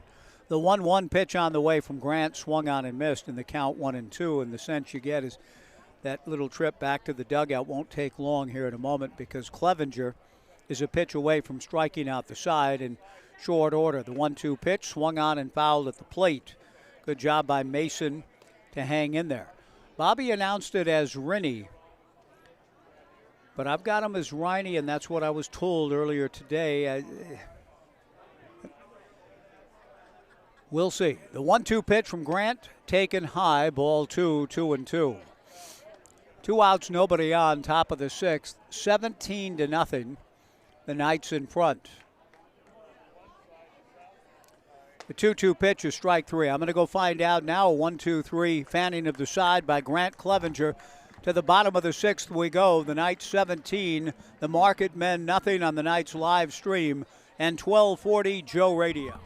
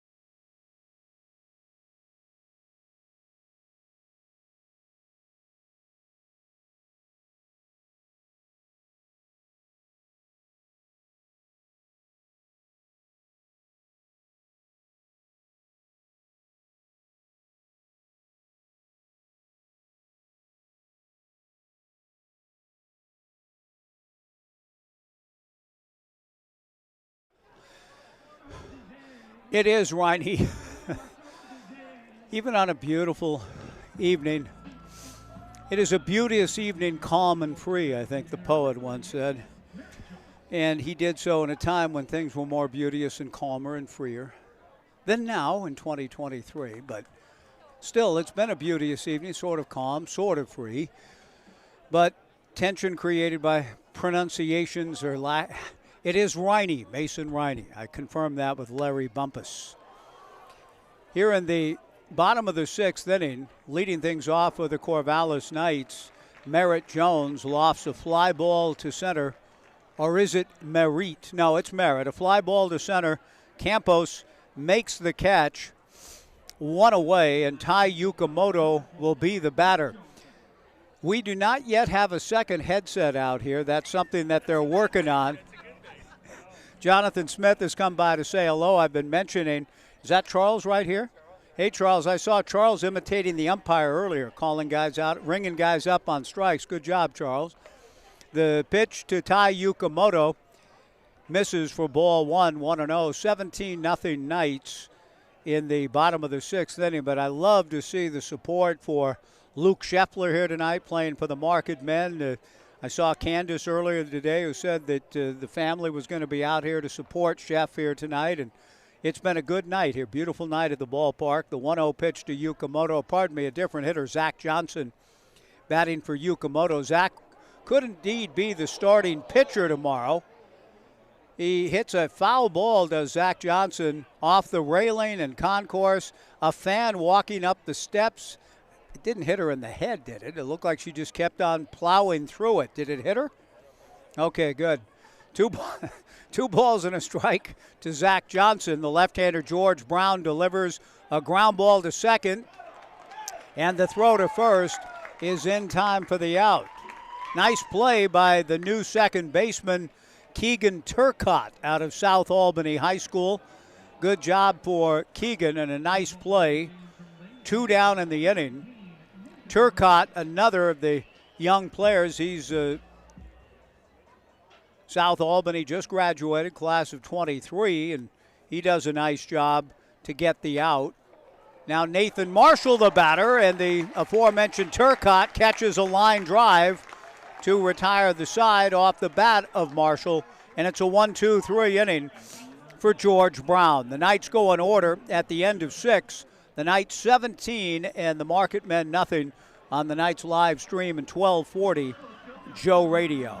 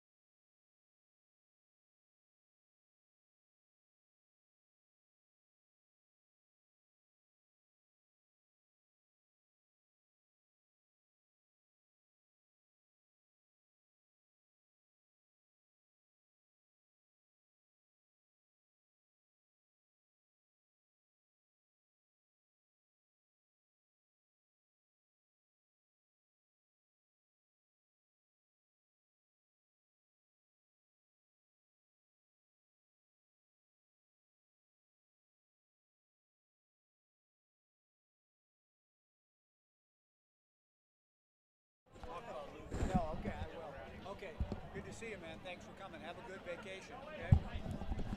Whoops, there you go. Okay, bring me up. If I'm already up, I'm up. I'm talking to Coach Jonathan Smith and his son Charles between innings as we welcome you back in.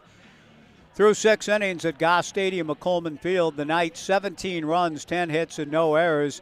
The Gerding Builders Marketmen, no runs, 3 hits, and 4 errors. And our pregame show guest, Luke Shepler, coming to the plate. Luke did an outstanding job on the pregame show, and all he has to do now is face Joey Muntz. And the first pitch fastball rocks Luke off the plate. 1-0 the count. I mean, this is a tough matchup for a guy who doesn't graduate for another 2 years. from Crescent Valley High School, going up a guy who's pitched at a very high level at Division I in Joey Munt, trying to make his way back from injury. He's slimmed down. He's in good shape. He's a hard thrower. He misses ball 2, 2-0 to Luke. And Luke swings and hits the fastball foul, heading towards his alley. That's a play made for Luke Shepler the younger, when Luke said he used to come to games and just hang out back there and get foul balls aplenty on summer nights. His mom would drop him off and he'd catch foul balls. He swings and it's a comebacker. Joey Munt fields and underhands to Jacob Craig for the out. Not a bad swing, though. A couple of good ones against a guy that's gotten Pac-12 hitters out in Joey Munt, the younger brother of Johnny. One away, and coming to the plate will be Axel Preckle. Good to see you, Coach. Thanks for coming by. Jonathan and his family in the house tonight to support the efforts of Luke Shepler. The first pitch missing for ball 1 from Joey Munt. The 1-0 pitch on the way. Breaking ball outside. Axel Preckle with a count of 2 balls and no strikes. Joey delivers a strike and the count 2-1.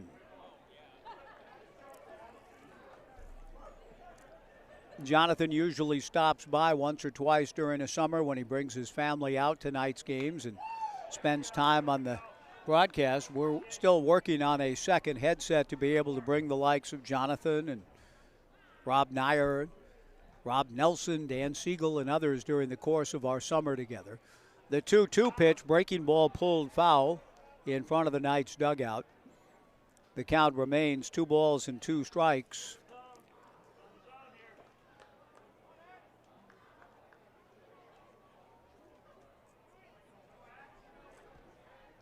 The 2-2 pitch from Joey. Breaking ball got him swinging. Good pitch. 2 down.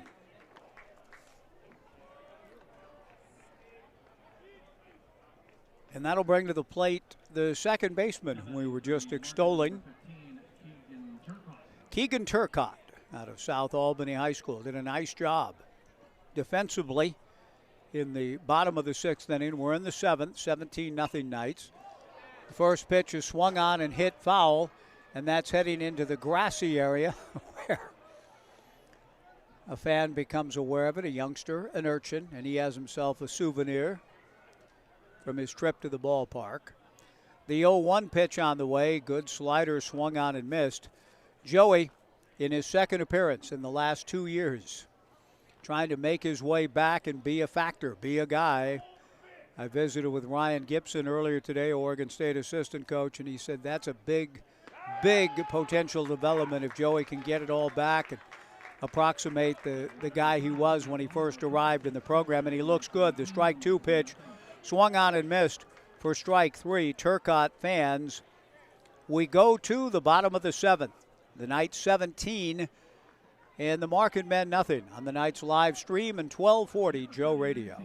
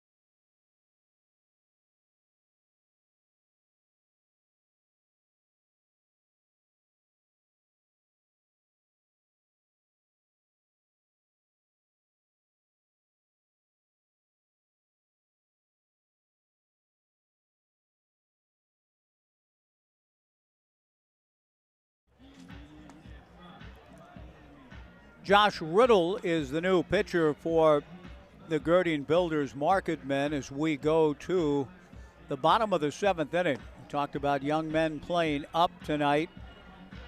Here's another one. Josh Riddle is a right-hander out of Santiam Christian High School, class of 2025, like Luke Shepler and a couple of others. Mason Riney out of CV, class of 25. Gavin Price, Corvallis High School, class of 25. The first pitch to Branson Keel, a pitcher on the roster, getting a chance to hit tonight. He pulls one foul towards Brooke Knight off of Josh Riddle, who has followed George Brown, Chase Brushy, and Russell Holly to the hill. Brown put up a 0 on the Knights in the 6th. Riddle winds, kicks, delivers, and misses. 1 ball and 1 strike.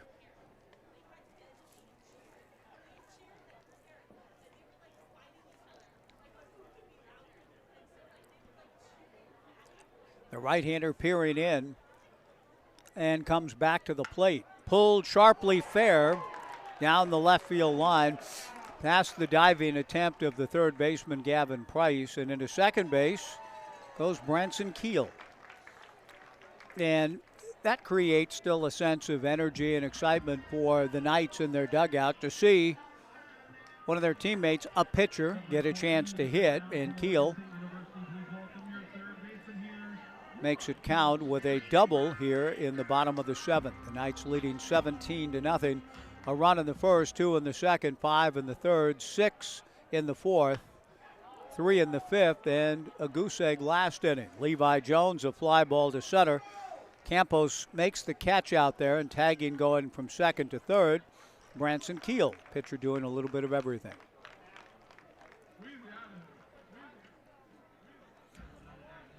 Hitting, running, he's now at third with 1 out for Jacob Craig. Craig has gone all the way. 2 walks, 2 runs scored, a sacrifice fly, and been aboard on an error. Craig takes the breaking ball from Josh Riddle down, ball 1, 1-0. Luke Shepler, class of 25. Axel Preckle, CHS, class of 25. Josh, class of 25, delivers to Craig, who belts one to deep right field. Preckle goes back. This one is off the base of the fence in the alley in right center. Jacob will content himself with a long double to the power alley in right to score Branson Keel. The Knights lead it 18-0 on the RBI double for Jacob Craig. We'll have a pinch hitter now for Ethan Hott. Neil Feist will get a chance to hit.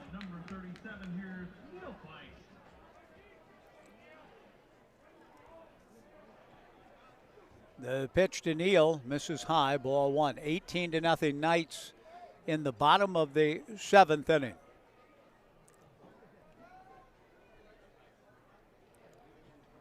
Josh Riddle from the stretch, and the 1-0 pitch is down. Ball 2, 2-0.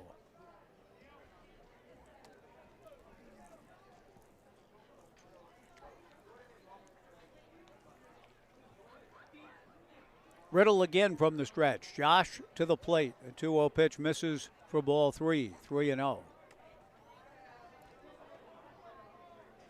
The Cascade Collegiate All-Stars in another non-league game tomorrow. Kamloops for the first time ever coming into Goss Stadium at Coleman Field as the homestand continues on Saturday. Feist takes a strike, and the count 2-1.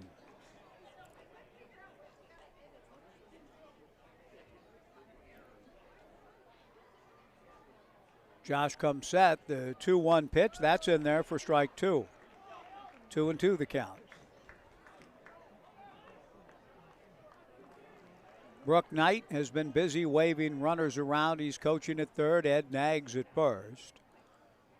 Craig at second with 1 out. The 2-2 breaking ball pops off the mitt of the catcher, Mason Riney. And I think the count is only 3-2. Feist wasn't sure. He gets down to first base, and he'll be summoned back. It is 3-2.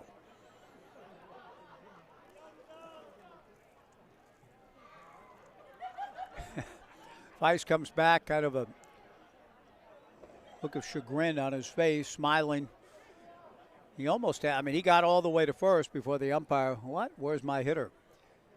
3 balls and 2 strikes to Feist, and now it is ball 4 on the 3-2 pitch.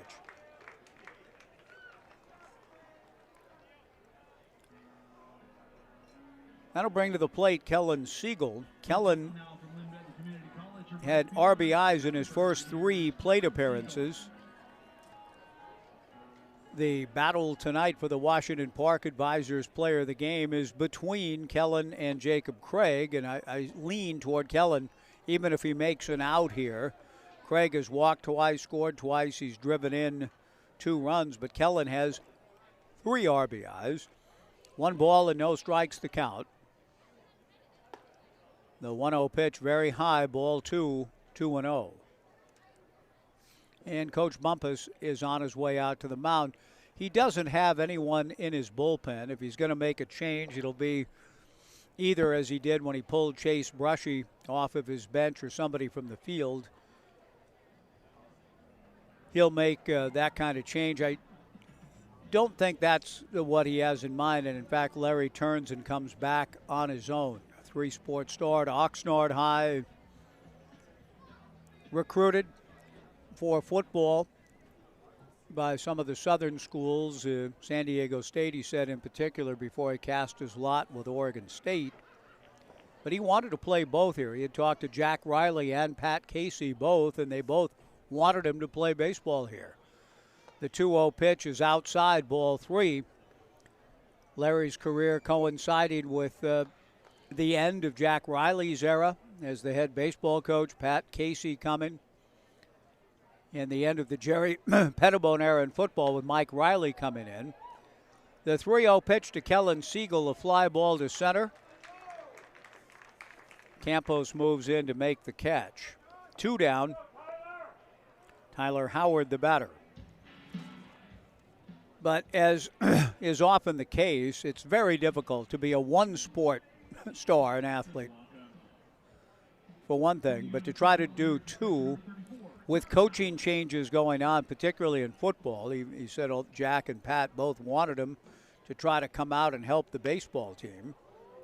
The pitch to Tyler Howard, a soft liner and a nice catch by Keegan Turcotte to retire the side. But with coaching changes going on in football, new position coaches, coordinators, a whole new era with Mike Riley coming in, the coaches all said, Larry, we need your full attention on football. So he never was able to swing over and try his luck at baseball with either Coach Riley or Pat Casey.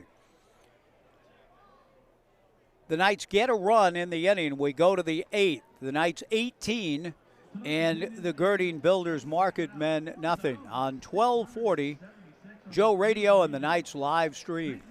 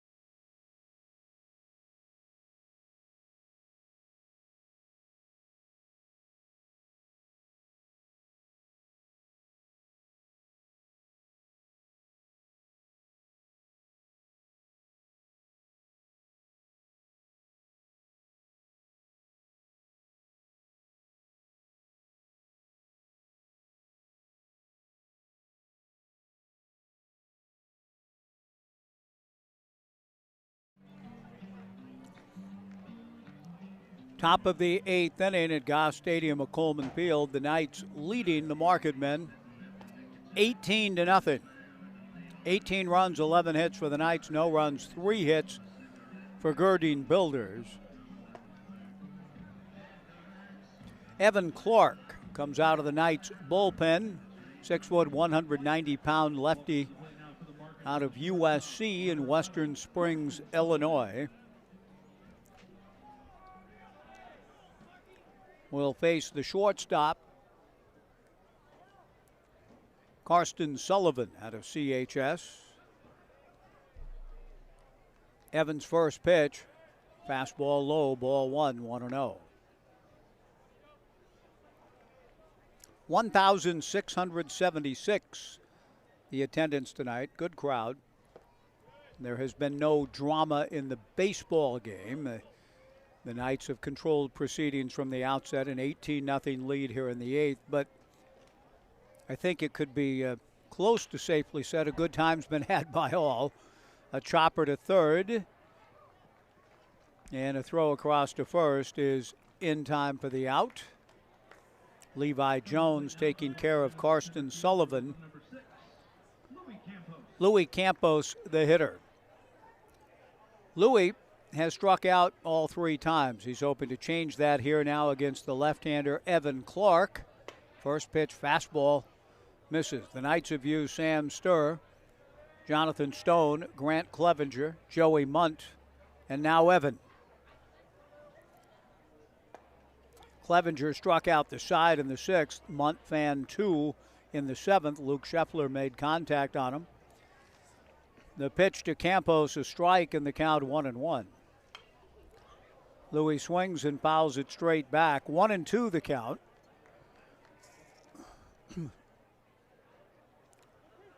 Louis Campos also playing up, Crescent Valley class of 24, but in his 2nd year, so he's used to it. The 1-2 pitch missing high, ball 2, 2-2. Very good athlete at CV. Evan Clark's 2-2 pitch misses off the mid of Tyler Howard to the backstop. 3-2 the count.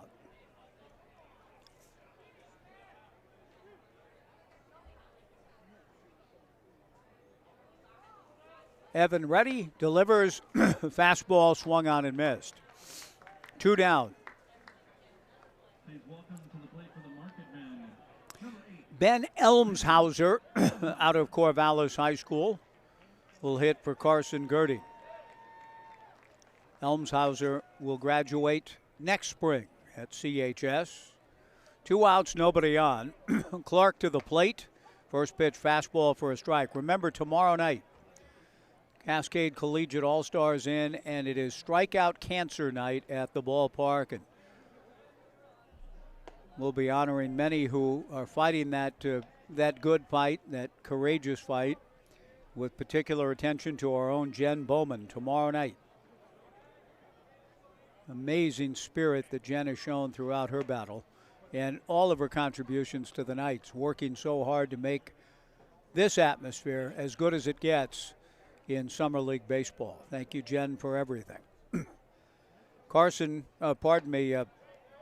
right-hand hitting Ben Elmshauser takes outside for ball 2. Batting for Carson Gerding, who went 0 for 3. The 2-2 fastball swung on and missed, and the inning is over. We go to the bottom of the 8th inning. The Knights 18 and the Marketmen nothing on the Knights live stream and 1240 Joe Radio.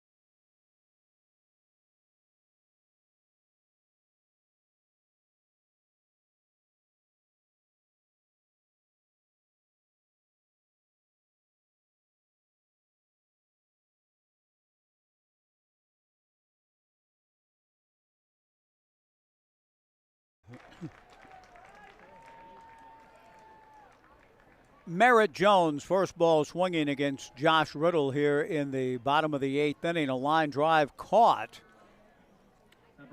at third base by Gavin Price. One away in the bottom of the 8th. 18-0 Knights. Zach Johnson, the batter, up for the second time. He grounded or doubled to left after grounded out to second, in his first at-bat. Taking over for Tai Yukamoto. The 1-0 pitch is high, ball 2, 2-0. The Marketmen have used Russell Holly, Chase Brushy, George Brown, and now Josh Riddle. The right-hander out of Santiam Christian delivers. Slap foul towards Casey Corner in the right field corner, and the count 2 balls and a strike.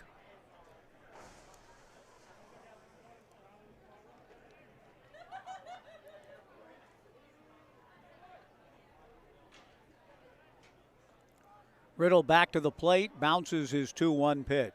3-1 to Zach Johnson.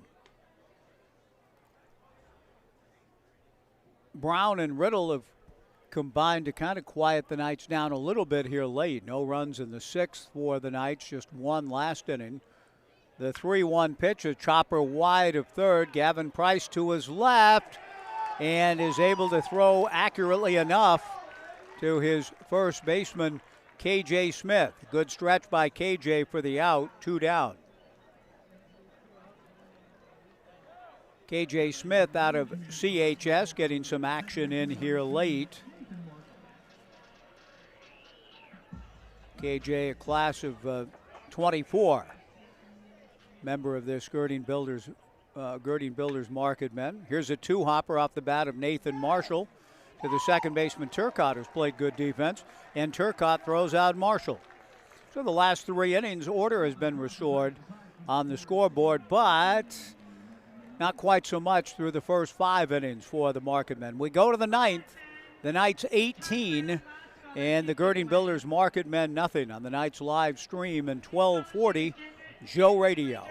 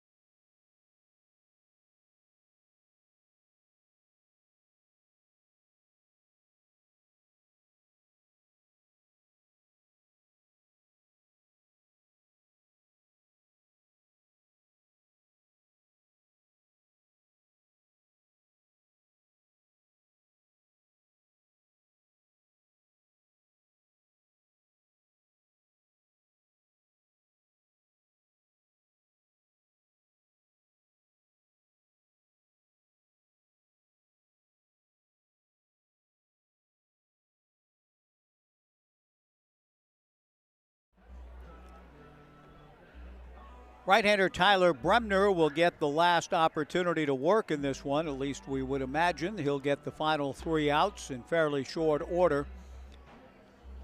With the Knights leading the Gerding Builders Marketmen 18-0. Tyler Bremner, 6'2", 180-pound right-hander. An incoming freshman to the outstanding program at UCSB.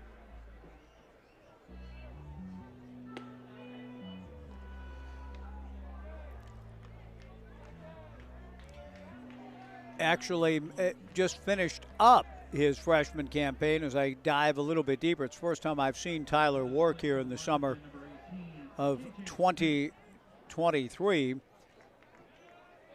But a good first season for Coach Checkett. 17 appearances, 8 starts, 5-4, 4 saves, 80 strikeouts in 55 1/3 innings. Tyler goes to work with a good first pitch fastball to KJ Smith. No balls and a strike. Bremner comes back to the plate. The 0-1 pitch is outside. 1-1 the count, 18-0 Knights. Top of the ninth inning for the first time all season. No long sleeve shirt or hoodie has had to go on. Just a pleasant, warm affair here all night long. Bremner's fastball in there, and the count 1-2. Tyler Bremner out of Scripps Ranch High School, out of San Diego, making his way to beautiful Santa Barbara. The 1-2 fastball from Tyler, up and away, ball 2, 2-2. 18-0 Knights, top of the ninth inning. 1,676 in the crowd. Fastball swung on, foul tipped and held. Strike 3.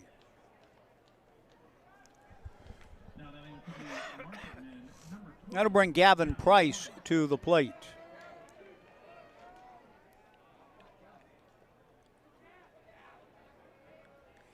Eighteen batters have struck out for the Marketmen against the Knights' variety of pitchers, including Sam Sturr, Jonathan Stone, Grant Clevenger, Joey Munt, Evan Clark, and now Tyler Bremner. The 1-0 pitch, a ground ball speared on a nice play by Bremner. He underhands to first for the out. 2 down. And coming to the plate will be Grant Neiman.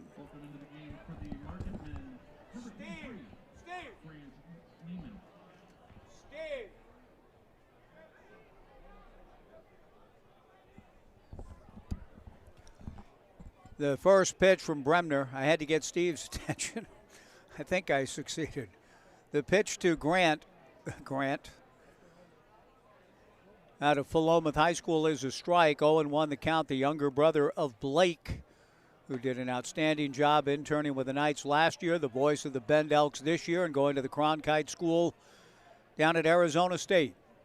The pitch is in there for strike 2. 0-2 the count to Grant Neiman, class of 25 at Philomath High. The 0-2 pitch is swung on and missed, and that's the ball game.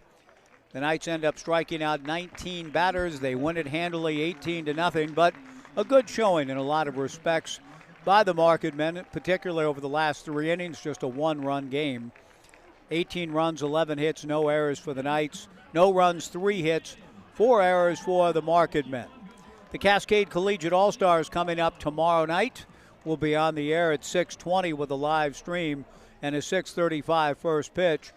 Brooke Knight and Larry Bumpus shake hands, and Coach Knight and the rest of the coaches for the Marketmen do indeed go through the line back of the plate to shake hands with one another. The Marketmen summer will carry on at Hanson Stadium at Taylor Field. The night season continues here tomorrow night against the Cascade Collegiate All-Stars before West Coast League action resumes come Saturday night against Kamloops.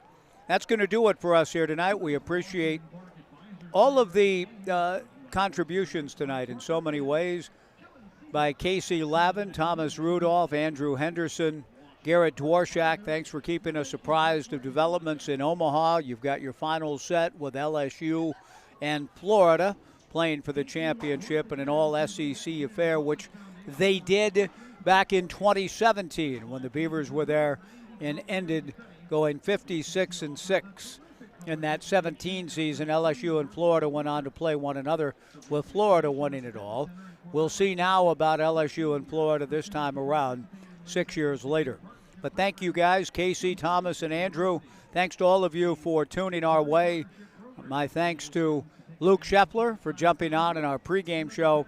Thanks to all of you for following along. We'll do it again tomorrow night. Again, our final score, the Knights 18 and the Gerding Builders Marketmen nothing. See you tomorrow at 6:20 right back here on the Knights live stream and 1240 Joe Radio.